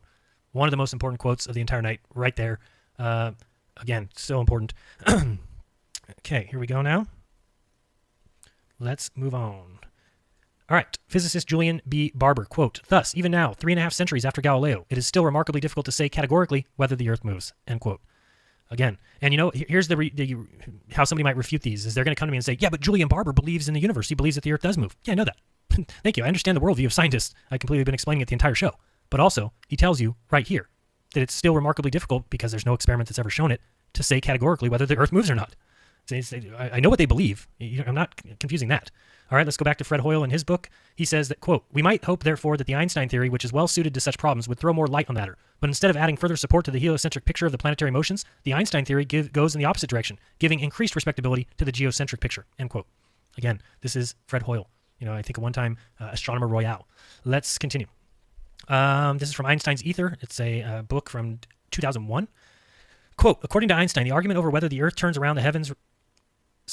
According to Einstein, the argument over whether the Earth turns around or the heavens revolve around it is seen to be no more than an argument over the choice of reference frames. There is no frame of reference from which an observer would not see the effects of the flattening of the poles. Thus, in frame number 1, the Earth turns around while the sky is at rest. The centrifugal force is a consequence of the Earth's motion, uniform acceleration, relative to the heavens. This causes the flattening. In the latter frame, number 2, the sky rotates and the Earth stands still, while the centrifugal force should be understood as being an effect of the rotating heavens, which is generating a gravitational field that causes the flattening at the poles. The two explanations are equivalent, as there is an equivalence between inertial and gravitational mass. So, end quote. Almost did it again. Very important quote there. Let's continue on. We're talking about the fixed Earth now, remember. This is from Martin Gardner. Quote, do the heavens revolve or does the Earth rotate? The question is meaningless. A waitress may just as sensibly ask a customer if he wanted ice cream on top of his pie or the pie placed under his ice cream. End quote. Very important quote here. Just, what are we at? 70 quotes now? I don't know what we're at. But whatever it is, are you starting to see what's going on here? They are identical systems. They're all just a model. We don't live on a model. Okay, we don't live in the geocentric model. We don't live in the Copernican model. We don't live in the heliocentric model. We live here on Earth. We live in reality. And yet these guys have devised a way of explaining the world by giving you, all these distances, and that the Earth is just a tiny little speck. Even in the solar system, the Earth occupies 0.0000001% of the entire solar system, let alone if you look at the universe. And in my opinion, the Earth is all there is. So they've taken something that is 100% of importance and diminished it to 0.00001% of even the solar system. Who did that? Men with a worldview that say we cannot be the center, even though I'm reading quote after quote after quote after quote that says it's the same no matter what. So what are we doing teaching our children of the worldview of some men who hate God, their creator? Come on. Let's continue. Douglas C. Giaconoli said, quote, this null result was one of the greatest puzzles of physics at the end of the 19th century. One possibility was that the velocity would be zero and no fringe should be expected. But this implies that the Earth is somehow a preferred object. Only with respect to the Earth would the speed of light be c as predicted by Maxwell's equations. This is tantamount to assuming that the Earth is the central body of the universe. Again, no comment needed, just more quotes from physicists that are telling you that the evidence shows us to be in the center. Here we go. We've got Fred Hoyle in his Copernicus book again. Quote, let it be understood at the outset that it makes no difference from the point of view of describing planetary motion whether we take the Earth or the Sun as the center of the solar system, since the issue is one of relative motion only. There are infinitely many exactly equivalent descriptions referred to different centers. In principle, any single point will do. The Moon, Jupiter. So the passions loosed on the world by the publication of Copernicus's book De Revolutionibus Orbium Celestium were logically irrelevant. End quote. Again, were logically irrelevant. Let's go on. Bernard Cohen, quote, there is no planetary observation by which we on Earth can prove that the Earth is moving in an orbit around the Sun. Thus, all Galileo's discoveries can be accommodated to the system in which the daily rotation of the heavens is communicated to the Sun and the planets so that the Earth itself neither rotates nor revolves in an orbit, end quote. Again, it might be getting annoying for some people. I'm sorry, I'm just putting these all together. Don't kill the messenger. It's going to be quote after quote after quote. We might be, I don't know, maybe we're more than half done, I hope. Let's see here, Fred Hoyle. Quote, we know that the difference between a heliocentric theory and a geocentric theory is one of relative motion only, and that such a difference has no physical significance, end quote. I mean, folks, what do you not see the problem yet? I'm not making these things up. That's what these guys are saying. If you want to believe them, if you want your children to learn the worldview of Fred Hoyle and the worldview of Einstein and these guys who hated the idea of being a creation, that's fine. That's fine. You can believe that if you want. For me, I think every human deserves to at least hear these things so that maybe they can change their worldview, maybe they can change their belief system. And I know it's hard. I'm one who knows how hard it is because we were all sat in a desk and handed prepackaged answers from teachers that we respected, teachers that we believed. Our parents told us that we were going to school to learn, and so every one of us sat there and did exactly what we were supposed to do. Learned the answers for the test. That's what we did. If you want to believe those things are true, even after everything I'm reading to you, it's on you. Let's go to the next one. Fred Hoyle again. Today we cannot say the Copernican theory is right and the Ptolemaic theory is wrong in any meaningful sense. The two theories are physically equivalent to one another. Science today is locked into paradigms. Every avenue is blocked by beliefs that are wrong. And if you try and get anything published in a journal today, you will run up against a paradigm and the editors will turn you down, end quote. Unbelievable quote right there. That's what we've all been saying. People say, well, why is there no papers about this in the science journals? Well, why don't you ask Fred Hoyle? He'll tell you right there. Science today is locked into paradigms. Every single avenue is blocked by beliefs that are wrong. And if you try and get anything published in a journal today, you will run up against a paradigm and the editors will turn you down. Lincoln Barnett, quote, no physical experiment ever proved that the earth is actually in motion, end quote. I don't know what else I need to tell you about that one. Let's continue. Albert Michelson, quote, this conclusion directly contradicts the explanation which presupposes that the earth moves, end quote. Beautiful. Next one, from a book cited in Stephen Hawking's A Stubbornly Persistent Illusion, 2007, quote, to the question of whether or not the motion of Earth in space can be made perceptible in terrestrial experiments, we have already remarked that all attempts of this nature led to a negative result. Before the theory of relativity was put forward, it was difficult to become reconciled to this negative result, end quote. I mean, well, boy, folks, what else do you want to see? What else do you want to see? Think of what science is. They're doing a bunch of tests, experiments, to prove that the Earth moves. Then he says, we have already remarked that all attempts of this nature have led to a negative result, meaning all scientific tests and experiments have proven that the Earth does not move. Then he says, before the theory of relativity was put forward, it was difficult to become reconciled with this negative result. Again, go back and listen to me talk about the transform equations, which are what were employed in the special relativity theories. So now we have to believe that testing apparatuses are shrinking. Oh boy. Thank you, Einstein, for the theory of relativity, because this theory, that's real good science. The theory of relativity, great science for your mental conceptions. Kitty Ferguson, quote, it is possible to describe the entire universe using any chosen point as the unmoving center. The Earth will do very well, and no one can prove that choice is wrong. Scientists today prefer to picture everything in motion and nothing as being the center. If you haven't given much thought to the implications of 20th century science, you may be chagrined to realize that because of the concept of relative motion, no one can prove that the Earth moves, end quote. I don't know what you want me to say. Is it getting to be just too heavy on your shoulders yet? Because that's what happened to me. It got to be too much. It's too much. When you realize that we're dealing with the worldview of men who are forcing their beliefs on you and your children, your grandchildren, then you might start to wake up. I think I skipped too far. What did I do here? Sorry, I lost myself. Here we go. Excuse me. Thomas S. Kuhn here says, quote, ironically, the holy grail of many an astronomer to prove that the Earth is in fact revolving in a wide orbit around the sun is claimed by this author to be stellar parallax, which is adequately explained in a neotectonic geocentric system with the stars aligned on the sun, which revolves around the stationary Earth. Now imagine that the whole mechanism is picked up and put down again with the sun fixed at the central position formerly held by the Earth. All of the geometric spatial relations to the Earth, Sun, and Mars are preserved, and since only the fixed point of the mechanism has changed, all the relative motions must be identical. The Tychonic system is transformed to the Copernican system simply by holding the sun fixed instead of the Earth. The relative motion of the planets are the same in both systems, and the harmonies are therefore preserved, end quote. Again, I put that quote back in there. You might recognize this part, but maybe not this part. The reason I put this later is because I wanted to show that he's talking about, as we spoke about earlier, when people say, oh, but the parallax of the stars, what you don't realize is they've already tested this and they're identical. It's the same. So keep coming with those arguments and you just look to be more of a religious zealot than before. Let's continue. Arthur Eddington, quote, there was just one alternative. The Earth's true velocity through space might happen to have been nil, end quote. If you don't know what nil means, it means zero. None. Zip. Sorry. Let's go to the next one. G.J. Whitrow, 1959 book, says, quote, it is both amusing and instructive to speculate on what might have happened if such an experiment as Michelson-Morley could have been performed in the 16th or 17th centuries when men were debating the rival merits of Copernicus and the Ptolemaic systems. The result would surely have been interpreted as conclusive evidence for the immobility of the Earth and therefore as a triumphant vindication of the Ptolemaic system and irrefutable falsification of the Copernican hypothesis. The moral of this historical fantasy is that it is often dangerous to believe in the absolute verification or falsification of a scientific hypothesis. All judgments of this type are necessarily made in some historical context which may be drastically modified by the changing perspective of human knowledge, end quote. Again, beautiful quote there, well said, and if you understand it, you'll realize that if the test that they did in the early 1900s, late 1800s, was done back in the days when people were questioning Copernicus, they would have trashed the Copernican model at its outset. Would have been gone. Would have been easily proven, but they weren't able to test that, and so those tests came along after they'd already accepted scientifically all of Copernicus's ideas. So do you think they're going to go back and admit they were wrong in the face of everything that happened with the church? Come on, absolutely not. Let's move on to the next one. This is from Darcy Pettyhoff. She is at the Royal Air Force College in England. Quote, one can of course believe anything one likes as long as the consequences of that belief are trivial. But when survival depends on belief, then it matters that beliefs correspond to manifest reality. We therefore teach navigators that the stars are fixed to a celestial sphere, which is centered on a fixed Earth, and around which it rotates in accordance with the laws clearly deducible from common sense observation. The sun and the moon move across the inner surface of this sphere, and hence, perforce, go around the Earth. This means that students of navigation must unlearn a lot of the confused dogma they learned in school. Most of them find this remarkably easy, because dogma is, as it may be, But the real world is as we perceive it to be. If Andrew Hill will look into the Journal of Navigation, he will find that the Earth-centered universe is alive and well, whatever his readings of The Spectator may suggest, end quote. Beautiful quote here by somebody telling you, I don't know if she's a teacher at this college, but she's telling you, just come and look. We teach navigators that the Earth is fixed. We teach them that it's centered and that everything goes around us. That's what they teach. So for people to say, well, the geocentricity nonsense and Earth-centered nonsense, well, why is it being taught to Air Force pilots? Come on. James A. Coleman, quote, the easiest explanation was that the Earth was fixed in the ether and that everything else in the universe moved with respect to the Earth and to the ether. Such an idea was not considered seriously, since it would mean in effect that our Earth occupied the omnipotent position in the universe with all their heavenly bodies paying homage by moving around it, end quote. I believe I already read that one. I knew that would happen somewhere. Too many quotes to go through and see if I had them matched up. All right, here we go. Next one.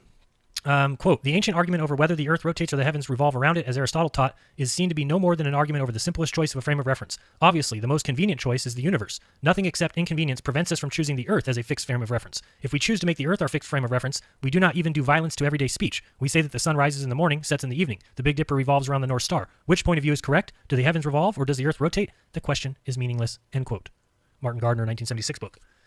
Again, if the question is meaningless, why is it that if I ask any scientist or any atheist or any science backer, hey, do we go around the sun or does the sun go around us? They will laugh at you. Lawrence Krauss has, I don't remember where it was it in one of my videos, where Lawrence Krauss makes a joke to a crowd about how insane it is that what people believe that the sun goes around the Earth. Well, then what am I reading? What are these quotes? They nothing? They're just meaningless? No. The question is meaningless of whether the heavens rotate because it's all the same. But again, what is being taught? What is being forced down your throat at 6 years old? You tell me. All right, let's go on to the next one. This is Luka Popov again. Quote, abstract, using Mach's principle, we will show that the observed diurnal and annual motion of the Earth can just as well be accounted for as the diurnal rotation and annual revolution of the universe around the fixed and centered Earth. This can be performed by postulating the existence of vector and scalar potentials caused by the simultaneous motions of masses in the universe, including the distant stars. End quote. Let's go here, Adolf Baker. Quote, always, the speed of light was precisely the same. Thus, the failure of the Michelson-Morley to observe different speeds of light at different times of the year suggested that the Earth must be at rest. It was therefore the preferred frame for measuring absolute motion in space. Yet we have known since Galileo that the Earth is not the center of the universe. Why should it be at rest in space? End quote. Okay, let's see here. Quote by Martin Gardner here. Quote, one could just as legitimately assume that the Earth to be fixed and the entire universe within its great spherical cloud of black-body radiation to be moving. The equations are the same. Indeed, from the standpoint of relativity, the choice of reference frame is arbitrary. Naturally, it is simpler to assume the universe is fixed than the Earth moving, other than the other way around. But the two ways of talking about the Earth's relative motion are two ways of saying the same thing. End quote. I don't know how many more you need to hear, but we're going to keep reading. Let's go. Ronald W. Clark, in his book from 1971, quote, the problem which now faced science was considerable, for there seemed to be only three alternatives. The first was that the Earth was standing still, which meant scuttling the whole Copernican theory and was unthinkable. I'll end the quote there because we've already read this one, but again, let's move on here. Next one. Lorentz's 1886 paper, quote, briefly, everything occurs as if the Earth were at rest, end quote. Next one, Henry Poincaré, quote, a great deal of research has been carried out concerning the influence of Earth's movement. The results were always negative. We do not have any means of discovering whether or not we are carried along in a uniform motion of translation. All right, that is all my fixed Earth quotes. We're moving on to the axis of evil. Hopefully you know what that is. I don't know if you do or don't. If you don't know what it is, then you haven't watched the movie The Principle. You need to watch that, check it out, just so you can see exactly what is the axis of evil. And that is the fact that when they look at the cosmic microwave background, which they say is the energy being emitted from the furthest reaches that we can see, which is, of course, putting us at the center again, they found that it lines up with the Earth. Well, wait a second. If we're just a random speck in the middle of everything, how could the outer edges of the universe line up with the Earth? Doesn't make any sense. So let's read about that. We got astrophysicist Ashok Singhal. Quote, the apparent alignment in the cosmic microwave background in one particular direction through space is called evil because it undermines our ideas about the standard cosmological model. The Copernican principle seems to be in jeopardy. End quote. Very, very important. Let's go to the next one. Astrophysicist Dragan Hutterer. Quote, why is the solar system cosmically aligned? Nobody can explain. End quote. Nobody can explain that one. Let's go to the next one. This is from the following source here, if you want to type that in, so if you want to see where I got it from. Let's see here. Quote, we found something very bizarre. There is some extra, so far unexplained structure in the cosmic microwave background. We had expected that the microwave background would be truly isotropic, with no preferred direction in space, but that may not be the case. The octopole and quadrupole components are arranged in a straight line across the sky, along a kind of cosmic equator. That's weird. We don't think this is due to the foreground contamination, Dr. Tegmark said. It could be telling us something about the shape of the space on the largest scales. We did not expect this, and we cannot yet explain it, end quote. Yeah, they didn't expect it because it goes against the Copernican principle. They observe it, and so now they're busy right now. If you go into the office of Max Tegmark, they're busy trying to figure out a way that they can now explain away why the cosmic microwave background is aligned to the Earth. Because again, it places the Earth at the prime importance, centrality, and it's of the most importance. You got this quote here, and you can, again, click this link, or not click it, but you'll have to type it in. Quote, if the universe does contain such an axis, it would contradict our current views of the cosmos, which assumes that matter and energy are uniformly distributed throughout, and that the universe looks pretty much the same in all directions. A similar bias among structures of cosmic proportions would have deep implications. For example, if more galaxies are spinning one way than the other, this implies that the universe has a net spin or angular momentum in a particular direction. Since angular momentum can either be created or destroyed, the universe must have come into existence in a spin. Well, what set it spinning, though? And what is it spinning relative to? End quote. Let's go with this one. This is Y. Tomozawa. Quote, in the Friedman universe, one possible interpretation of the coordinates is that the whole space is on the surface of an expanding balloon and has no center. But in such a universe, there is no cosmic microwave background dipole, even in the presence of a peculiar velocity. In other words, the observation of a cosmic microwave background dipole excludes such an interpretation of the coordinates of the Friedman universe. End quote. Extremely important. Again, is there a violation of the Copernican principle in radio sky? Again, this is Ashok Singhal. Quote, there is no denying that from the large anisotropies present in the radio sky, independently seen both in the discrete source distribution and in the diffuse cosmic microwave background, the Copernican principle, again, seems to be in jeopardy. Quote, end quote. This is Joseph Silk, University of California. Quote, studies of the cosmic background radiation have confirmed the isotropy of the radiation or its complete uniformity in all directions. If the universe possesses a center, we must be very close to it. Otherwise, excessive observable anisotropy in the radiation intensity would be produced, and we would detect more radiation from one direction than from the opposite direction, end quote. Again, I put that one in there for the importance of telling you if the universe possesses a center, then we must be very close to it. Okay? Which is against everything that the Copernican model said. Go back and listen to me talk about the Copernican model again. How about physicist Lawrence Krauss? Everybody knows him. When he's not busy doing things with women that he shouldn't, maybe he's got more quotes like this. Let's see. Quote, but when you look at the CMB map, you also see that the structure that is observed is in fact, in a weird way, correlated with the plane of the Earth around the sun. Is this Copernicus coming back to haunt us? That's crazy. We're looking at the whole universe. That would say we are truly at the center of the universe, end quote. That's Lawrence Krauss. That's from the movie The Principle. You can watch him say it for yourself if you go check out that movie. This is from Rick Delano, who's the co-producer of The Principle. I just wanted to read a quote that I found of his. Let's see what he's got to say. So he says, remember to tilt the ecliptic 23.5 degrees. Since the Earth is not tilted in the geocentric model, the cosmos is. And interestingly enough, it is tilted exactly on the angle built into the CMB, the largest visible structure in the cosmos. Please try and understand, there is one and only one cosmological model that would have predicted a cosmological significance to this 23.5 angle of the ecliptic. It is the geocentric model. In the heliocentric model, this 23.5 degree angle is ascribed to a tilt in the Earth's axis. In other words, it is a purely local phenomenon, not expected to have any cosmological significance at all. In this specific observation, it is the geocentric model which proves to have a better predictive fit to large-scale cosmological observations. This will help you understand why this astonishing alignment with the ecliptic and the equinoxes of the Earth is described as the axis of evil. Evil why? Evil because there should be no possible reason to expect an alignment of the universe's largest structure with supposedly the insignificant Earth, or if you prefer, supposedly insignificant local solar system. Unless, of course, you are already a geocentrist, in which case the alignment is very interesting confirmation that this angle is not merely local, but is cosmological in significance, end quote. Rick Delano. All right, so that's on the axis of evil. We are moving quite along. I don't think there's very many more quotes left. But now we're going to talk about dark energy and dark matter. There's only 3 quotes here. Let's get to those. This is from a report of the Dark Energy Task Force in 2006. You can type in this if you want to find that quote particularly. Quote, dark energy appears to be the dominant component of the physical universe, yet there is no persuasive theoretical explanation for its existence or magnitude. The acceleration of the universe is, along with dark matter, the observed phenomenon that most directly demonstrates that our theories of fundamental particles and gravity are either incorrect or incomplete. Most experts believe that nothing short of a revolution in our understanding of fundamental physics will be required to achieve a full understanding of the cosmic acceleration. For these reasons, the nature of dark energy ranks among the very most compelling of all outstanding problems in physical science. These circumstances demand an ambitious, observable program to determine the dark energy properties as well as possible, end quote. Again, so much is said in that quote that basically everything that they believe is wrong. Go back and listen to Michio Kaku tell you how far off they are, and then this guy is telling you right now that the acceleration of the universe, along with dark matter, that the observed phenomenon that most directly demonstrates that the theories of the fundamental particles and gravity are either incorrect or incomplete. But again, as I've told you many times, they can't get rid of gravity. Gravity is what makes the Earth a sphere, so they're not going to do away with that. Even though it doesn't match observations, gravity works maybe in the solar system if you're talking Newtonian, but outside that, it all falls apart. But yet they keep it, and they put in dark energy and dark matter to fix the issues. Ladies and gentlemen, that is the very definition of pseudoscience. It's exactly it. There's no other thing you need to hear to prove that. All right, let's read this. I can't read this guy's name, but we'll just read the quote. Quote, we now have increasing direct evidence that dark matter does not exist in galaxies. Then it is unlikely that some dark matter is hidden somewhere else in the universe. Therefore, the widely accepted cosmic microwave background cosmology is in difficulty. For this reason, it is worthwhile to reconsider the expansion in the universe by starting from scratch. Our result has the merit that it does not contain hypothetical stuff, end quote. I mean, what do you think about that? I don't know what to tell you. It's just telling you that everything that they believe is in difficulty, and it's time to reconsider the expansion of the universe by starting from scratch. But you don't understand. It's fact. The universe is expanding. That's a fact. That's what's being taught in school. It's being taught to your children. It's being proposed as scientific. Pseudoscience. Let's go to the next one. This is by Craig J. Copey and a few other people here. Quote, according to the standard concordance model of cosmology, over 95% of the energy content of the universe is extraordinary, dark matter, or dark energy, whose existence has been inferred from the failure of the standard model of particle physics plus general relativity to describe the behavior of the astrophysical systems larger than a stellar cluster. While the very homogeneity and isotropy isotropy and inhomogeneity of the universe owe to the influence of an inflation field whose particle physics identify as completely mysterious even after 3 decades of theorizing. Testing the cosmological principle should be one of the key goals of modern observational cosmology, end quote. Sorry, I muffed that one up a little bit, but the important part here is the end one again, that we're all wrong. They're all wrong. Okay, they admit it. But they have to hold on to it so dearly because it's their worldview. And all these things are explaining, again, all this talk about dark matter, 95% of the world. Remember what I read earlier. Go back and look again at all the quotes that said that dark matter is not needed if the Earth is central. So the only reason they need it is because, well, everything's expanding and it's flying away too fast, and we need it to expand because we're on a balloon. We're on a balloon because we can't be the center, and who's blowing it up? We don't really know, and why do we don't see spatial curvature even though we're on a balloon? Well, I don't know. It's just nonsense. Just nonsense. All right, let's move on to Newtonian physics. I think I just have a few. I think I call them Newtonian physics, but really they're just Newton's quotes, I believe, but I could be wrong. Let me close up some of these boxes because they're getting a little annoying. Let me go up here. If you guys don't use OneNote, man, if you're a researcher and you're not using OneNote, I don't know what to tell you. It's a beautiful little program. It's free, by the way.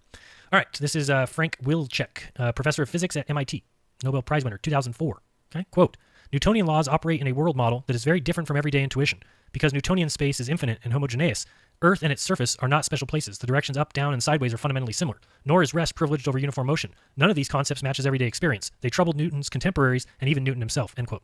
Okay, so he tells you all these things are so weird and so against everything that we know to be true, and they bothered Newton. How do we know it bothered Newton? Let's read this quote. This is Isaac Newton to Bentley. Again, if you go back and listen to Globebusters this past week, I believe Eru put up a link to this exact letter. You can actually see it written in the hand of Newton. And what did he say? Very important quote.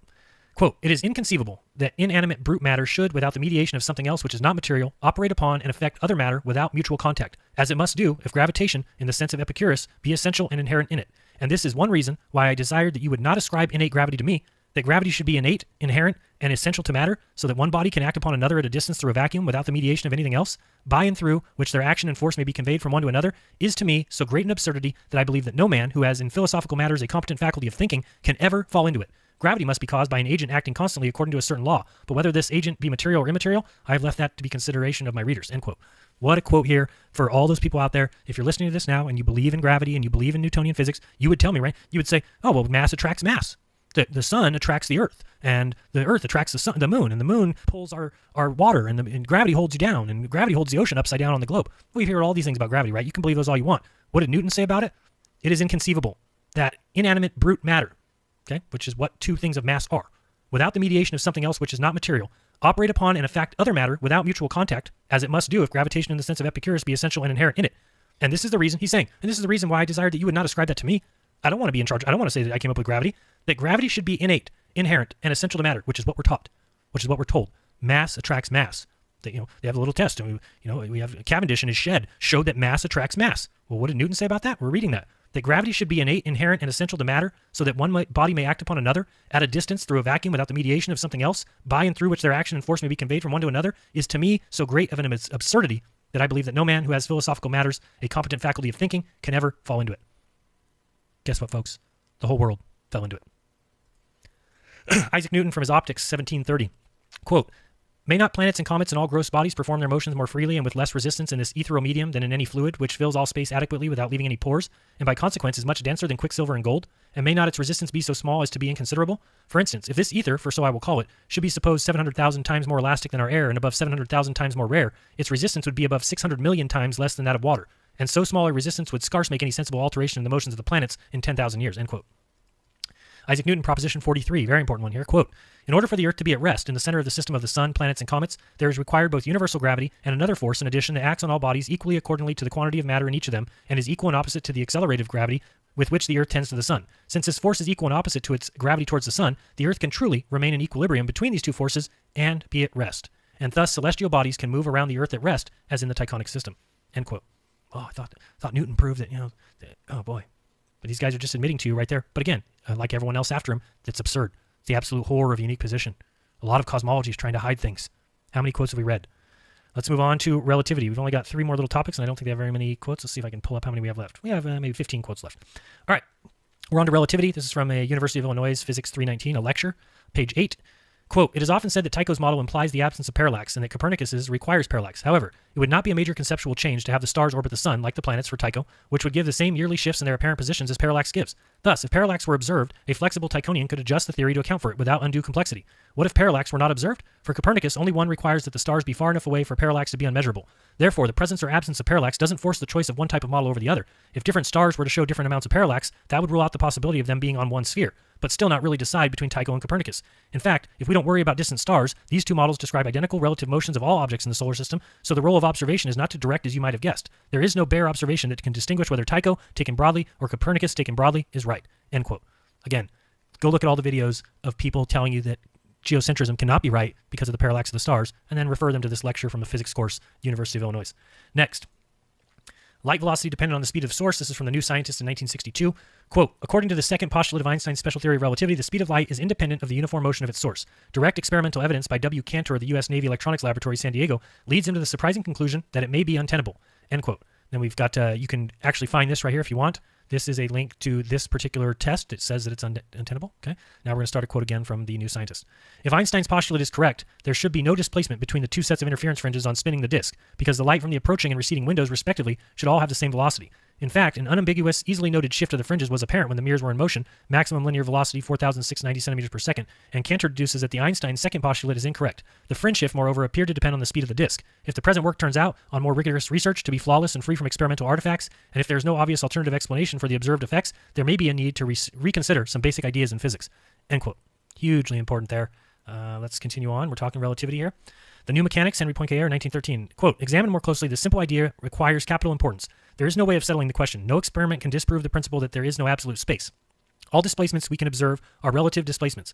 I have often had occasion to express these considerations so familiar to philosophers. They have given me a publicity I would gladly have avoided. All the reactionary French journals have made me prove that the sun turns round the earth. In the famous case between the Inquisition and Galileo, Galileo should be all wrong. End quote. Unbelievable. Let's continue on. We got Max Born here. By the way, here's a little factoid for you, for those guys looking for little facts. Max Born, Olivia Newton-John's grandfather. For whatever that's worth, I don't know. This is the kind of knowledge you come across when you're reading too much and it's just stupid knowledge that nobody would ever need to know. But I felt very selfish for keeping that to myself. So now everybody knows. So there you go. Quote, thus, we may return to Ptolemy's point of view of a motionless Earth. One has to show that the transform metric can be regarded as produced according to Einstein's field equations by distant rotating masses. This has been done by Thuring. He calculated a field due to a rotating, hollow, thick-walled sphere and proved that inside the cavity it behaved as though there were a centrifugal and many other inertial forces, usually attributed to absolute space. Thus, from Einstein's point of view, Ptolemy and Copernicus are equally right. End quote. Let's move on again. Again, that's the whole theory of relativity, right? Stephen Weinberg, quote, if we were to adopt a frame of reference like Tycho's in which the Earth is at rest, then the distant galaxies would seem to be executing circular turns once a year. And in general relativity, this enormous motion would create forces akin to gravitation, which would act on the sun and planets and give them the motions of the Tychonic theory. Newton seems to have had a hint of this. In an unpublished Proposition 43 that did not make it into the Principia, Newton acknowledges that Tycho's theory could be true if some other force besides ordinary gravitation acted on the sun and planets. End quote. I totally forgot to mention that. The quote that I read from Newton, which was... do I have it here? Hold on. This one. No. This one. Nope. This one. Nope. This one. Nope. Oh, it was in the Newtonian one. Sorry, I'm going to go back up here. I want to just bring this quote back into play. Where's the proposition? Yep, Proposition 43. This one, by the way, did not make it into the Principia. Why do you think? What? I mean, this is the whole point of this video. They're hiding things from you. Didn't make it into his book because they don't want him saying that. Don't tell him that the Earth can be still. We're trying to prove something different here. So it didn't make it in. Anyway, back to relativity. We were here, and then we went here. There we go. That's talking about the Proposition 43 we just read. All right. Next, we got C. Moeller, page 113 from his book of 1972, Theory of Relativity. Quote, Einstein advocated a new interpretation of the fictitious forces in accelerated systems of reference. The fictitious forces were treated as real forces on the same footing as any other force of nature. The reason for this occurrence in accelerated systems of reference for such peculiar forces should, according to this new idea, be sought in circumstance that the distant masses of fixed stars are accelerated relative to these systems of reference. The fictitious forces are thus treated as a kind of gravitational force, the acceleration of distant masses causing a field of gravitation in the system of reference considered. Only when we work in special systems of reference, systems of inertia, it is not necessary to include the distant masses in our considerations, and this is the only point which distinguishes the systems of inertia from other systems of reference. It can, however, be assumed that all systems of reference are equivalent with respect to the formulation of the fundamental law of physics. This is the so-called general principle of relativity. End quote. All right, let's move on to speak about the ether. We're down to maybe, 15 quotes. Is that what I said last time? Then I probably lied. All right, we got 1, 2, 3, 4, 5, 6, 7, 8, 9, 10, maybe 14. Here we go. Talking about the ether. This is Albert Einstein's book here, as cited in Einstein and the Ether by Ludwig Kostro, 2000. In 1905, I was of the opinion that I was no longer allowed to speak about the ether in physics. This opinion, however, was too radical, as we will see later when we discuss the general theory of relativity. It does remain allowed, as always, to introduce a medium filling all space and to assume that the electromagnetic fields, as matter as well, are in states, once again, empty. Space appears appears as endowed with physical properties, i.e., it no longer has physicalness empty, as seemed to be the case according to special relativity. One can thus say that the ether is resurrected in the general theory of relativity, since the new theory, metric facts can no longer be separated from true physical facts, the concepts of space and ether merge together, end quote. Hugely important. Again, go to any scientist and ask them if the ether exists. They'll laugh you out of the building, even though Einstein says right here it still exists. Let's go to the next one. This is from S. Saunders and H.R. Brown. Quote, today the vacuum is recognized as a rich physical medium. A general theory of the vacuum is thus a theory of everything. A universal theory, it would be appropriate to call the vacuum ether once again. End quote. Again, these things aren't being taught. They're scared to death of the ether. Let's continue. Ludwig Kostro. We already read this book? Is this the same? No. Quote, modern science has its roots in ancient Greek philosophy. This philosophy, as we know, used the word ether to designate the particular kind of matter that fills the universe. This term was used throughout the history of philosophy and science, and it was also current at the beginning of this century. A resumption of its use at the dawn of this new century is now a fact, since according to the general theory of relativity and other modern branches of physics, the space and time of the universe do not constitute a vacuum, but a structured material plenum characterized by different physical quantities. The historical and traditional word ether is the most appropriate to express these features of the universe, end quote. So, just showing you how much things change as we move along, and yet you'll still be laughed at if you mention the ether. Quote, according to accepted theory, free space is a vacuum. If this is so, how can it exhibit impedance? But it does. The answer, of course, is that there is no such thing as a vacuum, and what we call free space has structure. The impedance equals 376 plus ohms. End quote.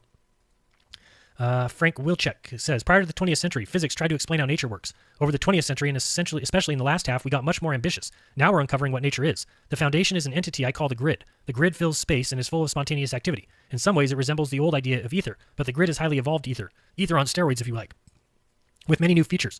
We have some wonderful ideas waiting to be tested. There are good reasons to think that the universe is a multi-layered, multicolored superconductor, that all four known forces can be brought together in a unified theory, that seemingly hopelessly different kinds of matter are just different aspects of one all-embracing stuff. I anticipate that in the next few years, it will be a golden age in fundamental physics, end quote. Notice that we've got, this is the professor at MIT, 2004, and it's in a book from 2008. So we'll see. Is it going to be the golden age in fundamental physics when they have to redo everything that they've done? Again, the tightrope walker, afraid to look down. Don't want to look at that rope. Do not want to see how high up we are. That's how science must continue on. If they dare look down, they'll realize, whoa, we are way too high up, and then they'll get, their balance will go and they'll fall off. So that's why you just look forward. You don't mention it. Neil deGrasse, go forward. Bill Nye, evolution. It's all true. I'm a cis male now, or there's no male or female anymore. It's just all a spectrum, and you just keep going forward. Don't look down at our foundations. Don't question what we've done to get here. It's ridiculous. Neil Ashby. Quote, in the GPS, the Sagnac effect can produce discrepancies amounting to hundreds of nanoseconds. A Sagnac correction is needed to account for the diurnal motion of each receiver during signal propagation. In fact, one can use the GPS to observe the Sagnac effect. So look up the Sagnac experiment, understand the Sagnac effect. You'll understand that quote. Next, Ether and the Theory of Relativity by Albert Einstein, 1920, a talk at the University of Leiden. Quote, according to the general theory of relativity, space is endowed with physical quantities. In a sense, therefore, there exists an ether. According to the general theory of relativity, space without ether is unthinkable. For in such space, there would not only be no propagation of light, but also no possibility of existence for standards of space and time, measuring rods and clocks, nor therefore any space-time intervals in the physical sense, end quote. This is Einstein telling you right there. And again, the point of this is not saying, oh, this is Einstein being right. This is for you to see their line of thinking. You can see how he just moves around and says, well, according to this theory, there is ether. But according to my other theory, there's not. Well, which one's true? It's these heliocentrists will pull out whatever they want. Well, now it's the special theory of relativity. Now it's the general theory of relativity. But they are all untenable. Period. Let's continue. Robert B. Laughlin, 1993, Nobel Prize winner. Quote, the word ether has extremely negative connotations in theoretical physics because of its past association with opposition to relativity. This is unfortunate because stripped of those connotations, it rather nicely captures the way most physicists actually think about the vacuum. In the early days of relativity, the conviction that light must be waves of something ran so strong Einstein was widely dismissed. Even when Michelson and Morley demonstrated that the Earth's orbital motion through the ether could not be detected, opponents argued that the Earth must be dragging an envelope of ether along with it because relativity was lunacy and could not possibly be right. Relativity actually says nothing about the existence or non-existence of matter pervading the universe, only that such matter must have relativistic symmetry. It turns out that such matter exists. About the time relativity was becoming accepted, studies of radioactivity began showing that an empty vacuum of space had a spectroscopic structure similar to that of ordinary quantum solids and fluids. Subsequent studies with large particle accelerators have now led us to understand that space is more like a piece of window glass. How about that? Sorry, my bad. Didn't mean to interject there. Subsequent studies with large particle accelerators have now led us to understand that space is more like a piece of window glass than ideal Newtonian emptiness. It is filled with stuff that is normally transparent, but can be made visible by hitting it sufficiently hard to knock out a part. The modern concept of the vacuum of space, confirmed every day by experiment, is a relativistic ether, but we do not call it this because it's taboo. End quote. Again, I mean, come on. We don't call it the ether because it's taboo. This is the worldview of scientists. This is not real science. It is pseudoscience. Let's go to Luka Popov one more time. And we've got the recent paper, quote, the recent paper published in the European Journal of Physics aimed to demonstrate the kinematical and dynamical equivalence of the heliocentric and geocentric systems. The work is performed in the neotychonic system with key assumptions that orbits of distant masses around the Earth are synchronized with the Sun's orbit. Motion of the Sun and Mars have been analyzed, and the conclusion was reached that the very fact of the accelerated motion of the universe as a whole produces the so-called pseudo-potential that not only explains the origin of pseudo-forces, but also the very motion of the celestial bodies as seen from a static Earth. After the paper was published, the question was raised if the same potential can explain the motion of distant stars that are not affected by the Sun's gravity, unlike Mars, and if it can be used to reproduce the observation of the stellar parallax. The answer is found to be positive. End quote. Wow. I don't know what to say. Now, the last one here, I have 4 more quotes left. We're down to 4. Isn't that exciting? I don't know how long we've been going. I'll check super chats in the chat in a second and see if people are just pissed. Like, dude, you are boring us to death, which may be true. But sometimes I do these videos for myself too. I think it's great to have all these put in one place. It's a great video to send to somebody when they want to tell me how the spinning Earth is proven and the Earth cannot possibly be fixed and geocentricity makes no sense and the Earth cannot be central and we cannot be important. And I'll just show them the worldview of the people who taught them what they believe. And again, you can believe that. I don't care. You'll never catch me going to these other channels and making sock puppet accounts and going in and yelling at them and calling them morons. No, I just do my thing. I just tell people my side of the story from my channel. There you go. Enjoy it. But again, there'll be a bunch of people in this chat, I'm sure right now. I don't have the chat up, but I'm sure there's trolls the entire time. This is what these people do. It's really sad.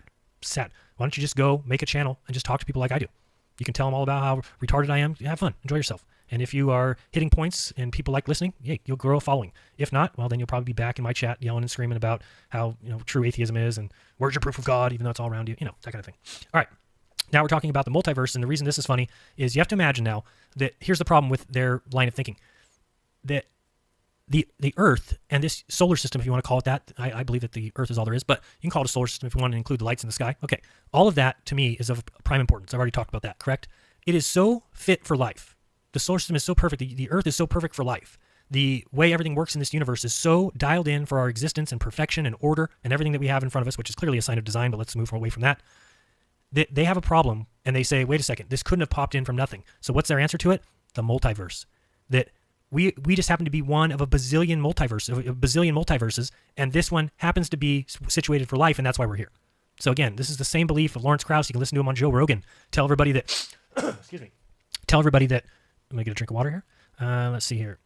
In the meantime, I'll give you something to talk about. You can talk about yourselves here. Is Joe Rogan really 4'3"? Discuss. All right, I'm back. Okay, so hopefully you guys came to a conclusion there. I don't know if you did, but let's move on. So the multiverse is their explanation for this, and you have Lawrence Krauss talking to Joe Rogan saying, or no, it wasn't Lawrence Krauss, it was the other guy, Crime Box, who said, oh, well, if you have an infinite amount of monkeys with an infinite amount of typewriters, that eventually they would produce the works of Shakespeare. This is considered science. I mean, come on. Are you kidding me? Are you kidding me? If anybody believes that nonsense, get out. Come on. It's just such a ridiculous, stupid joke of a hypothesis. And if there's not an infinite amount of monkeys. Well, if there's not an infinite amount of typewriters, there's not an infinite amount of space to put all that infinite amount. There's no infinity of nothing. Okay, infinity is the dumbest word I've ever heard. Infinity. Okay, well, what about plus 1? Well, it's an infinity. Well, what about plus 1? Doesn't that become infinity? Well, then, yeah, that's infinity. Okay, now plus 10. How about that? Yeah, infinity, nonsense. But these are the kind of things that there has to be an infinite amount of universes. That's their explanation for why this universe that we're in is so fit for life. You know why? Because they're afraid to just say that it was created for us. Can you imagine being that black-hearted, that cold-hearted, that just disgusted with this perfect, beautiful Earth that we've been given? That you're so disgusted by it. You say, no, it must be that we're just part of an accident and a billion trillion accidents, and that's why we're here. And we just got lucky to be in this one accidental accident. On accident, by accident. It's accidental. Nonsense. Let's read some multiverse nonsense here. This is George Ellis, again, Dark Matter and Dark Energy Proposals, Maintaining Cosmology as a True Science. Quote, however, the very nature of the scientific enterprise is at stake in the multiverse debate. The multiverse proponents are proposing weakening the nature of scientific proof in order to claim that multiverses provide a scientific explanation. This is a dangerous tactic. Note that we are concerned with really existing multiverses, not potential or hypothetical. Two central scientific virtues are testability and explanatory power. In the cosmological context, these are often in conflict with each other. The extreme case is multiverse proposals where no direct observational tests of the hypothesis are possible, as the supposed other universes cannot be seen by any observations whatever, and the assumed underlying physics is also untested and indeed probably untestable. In this context, one must reevaluate what the core of science is. Can one maintain one has genuine scientific theory when direct and indeed indirect tests of the theory are impossible? If one claims this, one is altering what one means by science. One should be very careful before doing so. End quote. Thank you, George Ellis, for being a rational mind in a world of nincompoops. Do not talk about a multiverse to explain why this universe is so perfect for life. It's ridiculous. It's got order. It's because it's designed. Just like everything else that you see out in the world. That airplane that you fly in, well, it flies so nicely because it's been designed with intelligence behind it. That's how things work. Okay, so when you look at this Earth and the way it operates and the way that, if it was any colder or any hotter, or if we were any further from the sun or closer to the sun, or if the moon was closer, the oceans would go splash over us. And, yeah, it's perfectly situated for us. Look at the sun and moon. They're the same size in the sky. Do you know what the chances of that are? 1 in trillions. It's ridiculous. And it just so happens they're the same size in the sky. Oh, but one's 400 times further and one's 400 times as small. And believe what you want. It's here for a reason. We live here. We've been placed here. We've been given the gift of life for a reason. And they've taken that away from you by teaching you their worldview from day one. And anybody out there that's listening to me right now that feels like they hate me or feels like they don't like what I'm saying, I feel bad. But at the same time, I just want you to recognize that I used to be you. Okay, I was you 4 years ago. So it's not difficult for me to understand where you're coming from. But I just want you to understand where I'm coming from. I just want you to see what I'm saying. Okay, I just want you to look carefully at what I'm trying to tell you. And again, you can take it however you want. But if you want to have your life decided by the worldview of men who hate the idea that we're here for a reason, that hate the idea, despise the idea. It's the absolute horror of a unique position. Go back and listen to this video. Look at the quotes. These guys despise the fact that all observations tell us we're the center of the earth, or the center of the universe. Everything revolves around us. Okay? And you might call that, well, that's really, I'd rather be like Stephen Hawking, who's modest. Sharon, you're not very modest by saying everything rotates around us. Oh, sorry, I'm just going by the observations. I'm assuming that if that's where we were put, then we should know that. Every human deserves to know it. And it's been hidden from you, it's been hidden from me, and now I'm trying to reveal it. Wrong or right? That's what I'm doing. Let's continue. Quote, but the main reason for believing in an ensemble of universes is that it could explain why the laws governing our universe appear to be so finely tuned for our existence. This fine-tuning has two possible explanations. Either the universe was designed specifically for us by a creator, or there is a multitude of universes, a multiverse, end quote. And again, go back and read what Ellis just said when he tells you, if you get into that line of thinking, you've completely destroyed science. You've torn it down. It's gone. And I already believe that that's the case. That's the sad part about this all. They sit you in a desk in school, and they teach you the scientific method. And there's nobody who hears that method and says anything other than, wow, did humans come up with that? Nice. That seems to work. That is the best way to get close to the truth. The scientific method seems well designed for us to get as close to the truth as we ever can. Okay? And then they start teaching you things in the same class. It still says science on the door. Same teacher. And all of a sudden they start teaching, here's the globe. Here's us flying through space. And the sun is 867,000 miles wide and 93 million miles away. And they don't tell you that these things have not been decided by experimenting through the scientific method, that they're the worldview of a bunch of men who said, well, we must be going around the sun. How big does the sun have to be for us to go around it? 867,000 miles. Okay, it's 867,000 miles wide. All right, great. And how far would that put it? Well, that would put it 93 million miles. Okay, let's go with that. Because the alternative is scary as shit to them. So they just come up with these arbitrary numbers and throw the universe out there. And now we see the sun clearly going across the sky, clearly moving around you. Clearly it goes in its orbit around you. And I mean above you, but it is around you. But anyway, and then imagine, go out and look at the sun tomorrow and just, I laugh every day. How can anybody believe that the sun is 867,000 miles wide? It's ridiculous. Have you ever flown in an airplane across the United States? That's what, 2,500 miles? But the sun is 867,000 miles wide. Okay, whatever you say. I mean, imagine standing in California and looking across and seeing New York. Can you imagine that? That's only 2,500 miles. But go look at the moon tonight. That's 250,000 miles. You just see it right there? Easy to see. Let's go again here. We got Tim Folger, who said in Discover Magazine Online, quote, call it a fluke, a mystery, a miracle, or call it the biggest problem in physics. Short of invoking a benevolent creator, many physicists see only one possible explanation. Our universe must be one of perhaps infinitely many universes in an inconceivably vast multiverse. Most of those universes are barren, but some, like ours, have conditions suitable for life. The idea is controversial. Critics say it doesn't even qualify as a scientific theory because the existence of other universes cannot be proved or disproved, end quote.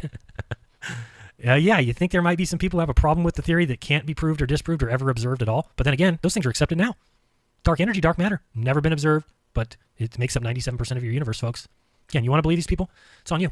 Last but not least, yes, believe it or not, we are done. This is the final one.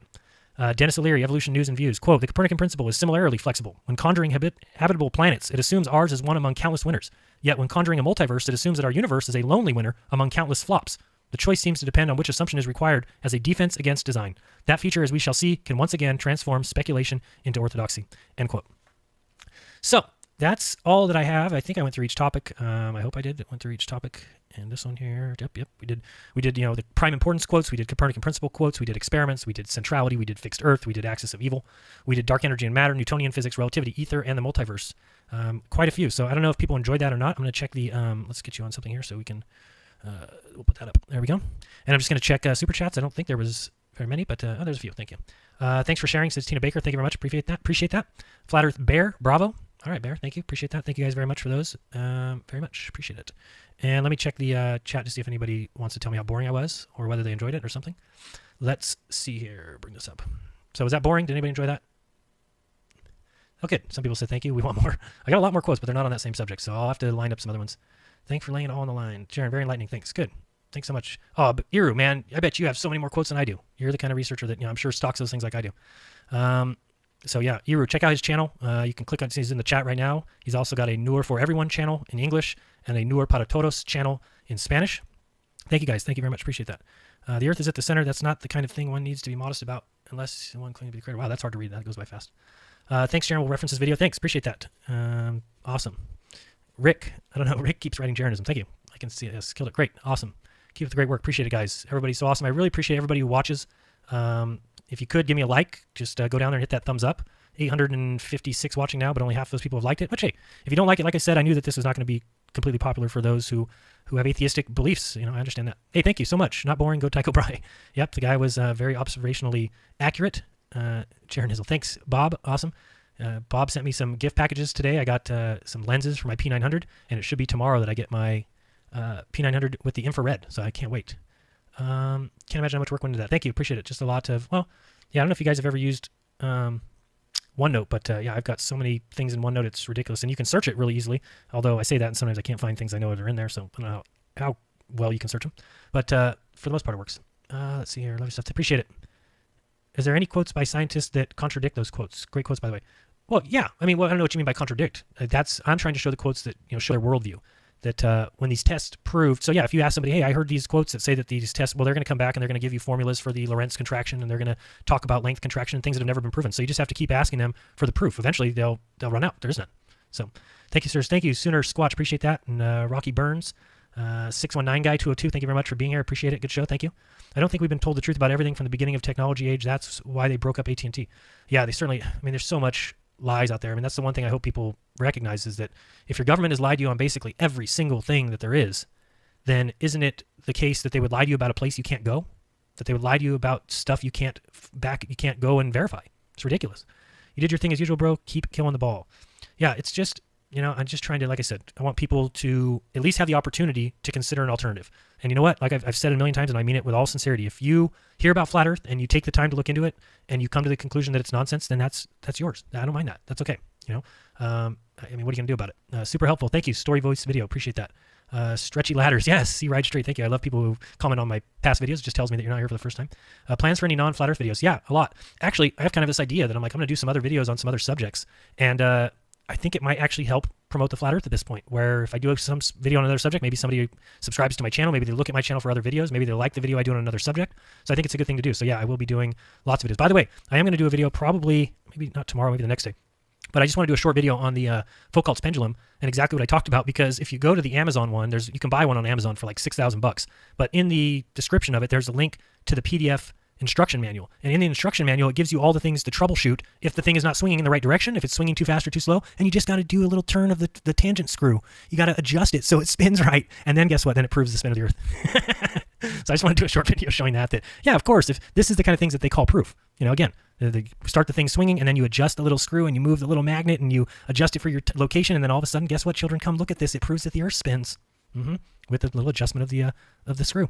Just one thing bugging me, oscillation is like scissor silent. Great video, but I didn't catch that in time. Sorry. Let's see here. What else? Anything else? 67,000 miles around the sun. Yeah, very exciting, isn't it? Let's see here. Trying to remember if there's anything else I needed to cover tonight. I think that's it as far as quotes. But like I said, there's going to be a lot more quotes. So if you have some that I missed, like I said, I was trying to center around showing a worldview. I know I read some quotes twice. It was hard to kind of verify if I had them in there or not. And thought it was better to read them twice. Give hello, miss hugs and kisses. I will. Thank you very much. Appreciate that. Science adjustmentalism. Yeah, great. Outstretched World. Awesome name. Love that. Excellent show from Down Under or Across. Yeah, I prefer Across. You're somewhere over there. Stars are above your head and mine. Let's see here. Kill Gory. Prove it. Prove what? I don't know what that means. But Let's see here. The pendulum is a contradiction to enclosed atmosphere moving with the Earth spinning. It just, yeah, it doesn't make sense. But again, they can pick and choose when they use certain things. They want to talk about Coriolis force, but they also tell us that the atmosphere is moving along with the Earth. It's like, wait a second, hold on. If it's moving lockstep, what is causing this? It's just nonsense. Can you do a video on what you think the Space Force will bring? Sure, I'll just tell you right now, the Space Force will bring more people into the military. You know, what better way to get people to sign up in the military than to, entice them with the idea of outer space? So exciting. I want to go to space. I want to be an astronaut. I want to be just like, all the Down Pettit, people like that. Let's see here. FE Foucault's pendulum. There's a video there by Flat Earth. I'll check that out. I'm actually copying that. Copy. Thank you. Let's see here. How about they're just contrails? People need to see what's happening in our skies. Yeah, GM Skywatcher. I've seen that. Also, yeah, you can find tons of time lapses of people just time lapsing the day, and you can see these planes go by. They leave these streaks in the sky, and over the course of the next 3-4 hours, they spread out and become clouds. So, you can believe that that's just contrails if you want, but it's up to each person. Each person has their own space force. I like that. We'll bring more money into the hands of liars. Absolutely. Yep. Antarctica is also real. Okay. I don't disagree with that. Yeah, Antarctica is a place, and most people can go there. If you have $30,000, you can actually take a boat right to the edge there, the shoreline. So that's cool. A 2-hour excellent lecture. Wish I could afford this free education. Yeah, very free, and that's why I appreciate everyone who donates. And I can't say enough about patrons because they've helped me a ton. If it wasn't for them, with the YouTube censorship and the demonetization of all my videos, which is just ridiculous, or not all of them, but I mean a vast majority. If you put anything controversial in the title, there's a lot of things I could have called this video, but I kind of reword it. In fact, if you look at some of the things I've been doing, I don't know if people can see the tags, but in this video, there's not the tag for Flat Earth. It's not there. I don't dare do it now. I try and go around it. So hopefully they don't realize that that's what a lot of my stuff on my show is about. You got to show up on the debates one of these days, bro. Awesome. Chocolate saying, yeah, I should. You guys do them too early, man. It's way too early. And I think it's getting a little bit easier to figure out what's going on. But right now it's kind of hard. Scuba Dracula, what's up, man? It was nice meeting you last time I saw you. Awesome. Adam Wesley, this was very informational and interesting. I know a decent amount about where we truly live. There is so much hidden. It goes beyond being flat. Yeah, I think it does go beyond being flat. I really do. I think, it may just be a plane of existence. Yeah, I don't know. Yes, Chocolate. Jeranism, go to Nathan Oakley's panel. Yeah, I'll show up there. So they do it so early. For me, it would be like 6 a.m. I do not get up at 6 a.m. I want to be Don Pettit. Solitaire Bear. Yeah, me too. I really do. I want to believe that we used to go to the moon, but we can't anymore because we destroyed that technology. The technology that was less impressive than a Game Boy. We destroyed that, and it's too expensive to get it back. Makes sense. Prove it. That's your new slogan? All right. I like it. Prove it. It's good. J. Tolan Media's videos. Awesome. Oh, by the way, I don't know if I told you guys, buy some 3D glasses if you want to really trip out on some of J. Tolan's new stuff. He does 3D videos, and they're cool to watch, and you can get the glasses pretty cheap. So then you have a leak. I love it. Post Turtle. Classic. I really appreciate no Flat Earth tags. Easier to share. Yep. I don't know what my tags are. I don't think there's anything Flat Earth. Just Jeranism, Truth, NASA, Quotes, Geocentrism, Newton, Einstein, Max Born, George Ellis, Barber, Hawking, Hubble. Just a bunch of the people's names. Aries Failure, Foucault, Pendulum, Multiverse. So yeah, leave out Flat Earth from the... I think if people are Flat Earthers, they'll find my channel without me having to put that tag in there. And I just... maybe they'll let me monetize more videos. I don't know. So... airplane, not airball. Great one. Minecraft. That's beautiful. I like that. Jaren, you can also get in trouble for what a person comments in the chat section here. YouTube is ridiculous, especially with truthers and religious channels. Is that true, though? I don't think I can get in trouble for the chat because I don't show it. And I used to, but I don't know if people remember. I got a strike for that because somebody started... I used to share the chat on my little screen, with OBS, and you can use, I don't know what it's called, Stream 8 or whatever. But I used to do that until somebody made a bunch of racist comments, and then my channel was gone for 3 months. So, yeah, I don't think you can get in trouble for the chat over here. I hope not. If so, that would be bad. Let's see here. We've been lied to for sure. Absolutely. They can even give strikes on comments now. Really? For comments on my video? Oh boy, I'll have to check that out. That's scary. Take shrooms, LSD, and DMT at the same time and become Don Pettit. Or just fall down and severely hit your head. Either one, and I think that's how you end up. A lot of talk about Nibiru now. How does that sit with Flat Earth? Well, I don't believe in huge, massive objects in the sky. Could the stars and planets be physical something? Maybe. Perhaps. I don't know. But I don't think that there's any kind of planet that's going to come in and offset our gravity and all that stuff. Let's see here. Looking forward to the Toronto conference. Hope to hang out again. Awesome. Hopefully people know too. I'm going to Amsterdam. That's going to be cool.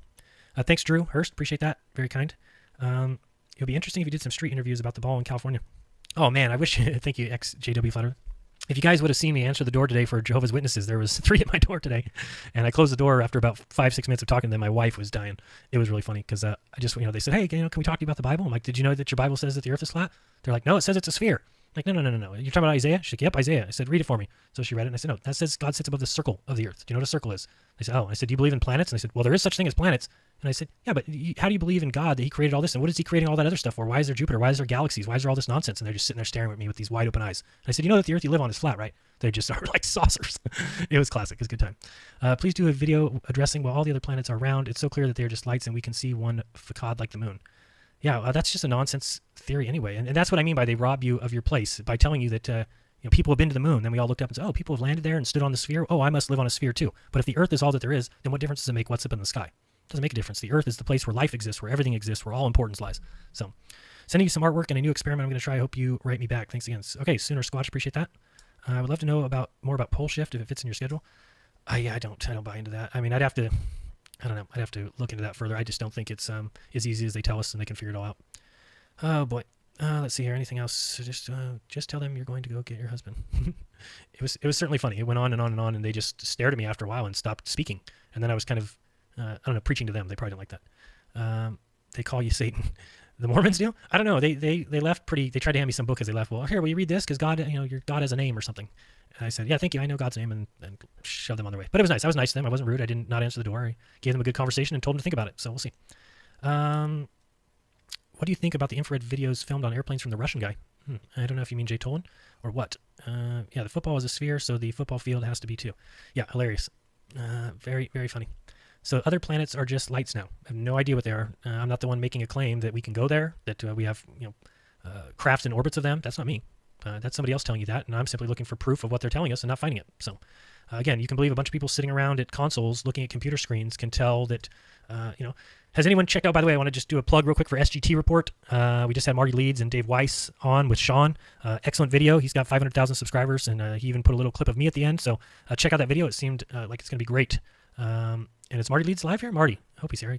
I see Globebuster saying hi to him, but I don't see him. There he is. What's up, Marty? Great job today, man, or whenever you did that, a couple days ago or whatever. But I thought you guys did a bang-up job as always, so appreciate that. And, you shouted me out again, Marty, so yeah, everybody subscribe and check out Marty Leeds, who gets it, one of the worst of anybody from YouTube, keeps shutting down his channel, and he just does a lot of videos like I do, where he just sits and reads books and talks to you about his opinion, and what the hell is wrong with that? I'll never understand it, how anybody can get rid of stuff like that. Yeah, peace to you too, as well, Marty. Awesome meeting Marty in Denver this year. You did a bang-up job and stepped in as a designated hitter, knocked it out of the park, so appreciate that, Marty. You're awesome. So you just don't believe it, so therefore it's all a lie? Nope, you're not quite understanding what I'm saying. You'll have to go back and watch this video again. I said that there's no proof of those things. So I don't believe things. I don't place things into my belief category until they're sufficiently proven. Now, unfortunately, I was taught at such a young age about the heliocentric model that by default, I had to put that into my belief category. I didn't have a choice. So that's the problem. So all those things became beliefs. And there's certainly nothing wrong with when you get to an old enough age to look back on the things you were taught as part of your public education, your free education, and say, okay, let me go find proof of these things. Since I was taught them, this should be readily available. And when you do that, you end up like me. You end up realizing that there's just so much that you can't prove out there, and all the people that told you that these things were scientific it's on them to prove it to you. So it's not a matter of I don't believe it, so it's just not true. No, it's not a matter. It's if somebody's telling me something is true, then they damn well better prove it. And if they can't prove it, then that's on them. I don't care. So I'm not the one making claims. I don't make a claim as to what I think is in the sky. I don't make a claim of what I think the moon is. I think that they're amazing, unbelievable, predictable gifts from the Creator, signs of design, signs of intelligence, signs of perfection, never failing, always there. Those are signs of design. You can call them signs of accidents if you want, but go take an airplane and crash it into a wall, a billion times, and tell me how many times the sun and moon come out and they're perfect size in the sky and create eclipses. The answer: 0. Renee, what's up, man? Question Everything Conference 2019. Is that going on now? I think so, or somewhere close. Hey, what's going on here? I got some. Let's see here. I got some Venmo. I forgot about Venmo. Some people have started sending some donations through Venmo. So if you want to do that, you can just search @Jeranism. That'd be great if you enjoyed the video. Just like if you went to an open bar at maybe a wedding or something, I think you tip the bartender. But again, it's not required. So if I'm the bartender at an open bar and you ask for a glass of wine and a beer and a tequila sunrise, I'm going to give them to you, and I'm going to be nice about it, whether or not you tip me. But the great thing is that some people at that wedding party will feel, they'll say, hey, this bartender's great, nice guy, and I'd like to tip him $1 or $2. So if you'd like to do that for me, I would appreciate it. Let me head out of here because I think it's been a while. I don't know how long we've been on now, but quite a while. Let's, I want to be Don Pettit. Yeah, got all the super chats. Thank you guys so much for those. And let me bring this back up just so we can finish off.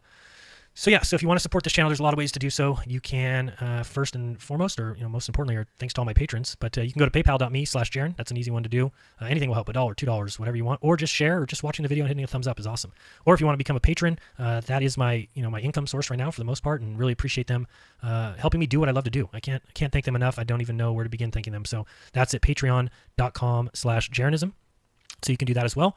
And then also you can, if you want to shop at Amazon, or you do shop at Amazon, you can go to my link first, which you can either go to my website and hit support and then Amazon. It'll take you right over to Amazon, or you can type in j.mp patreon.com/JaronAMZ.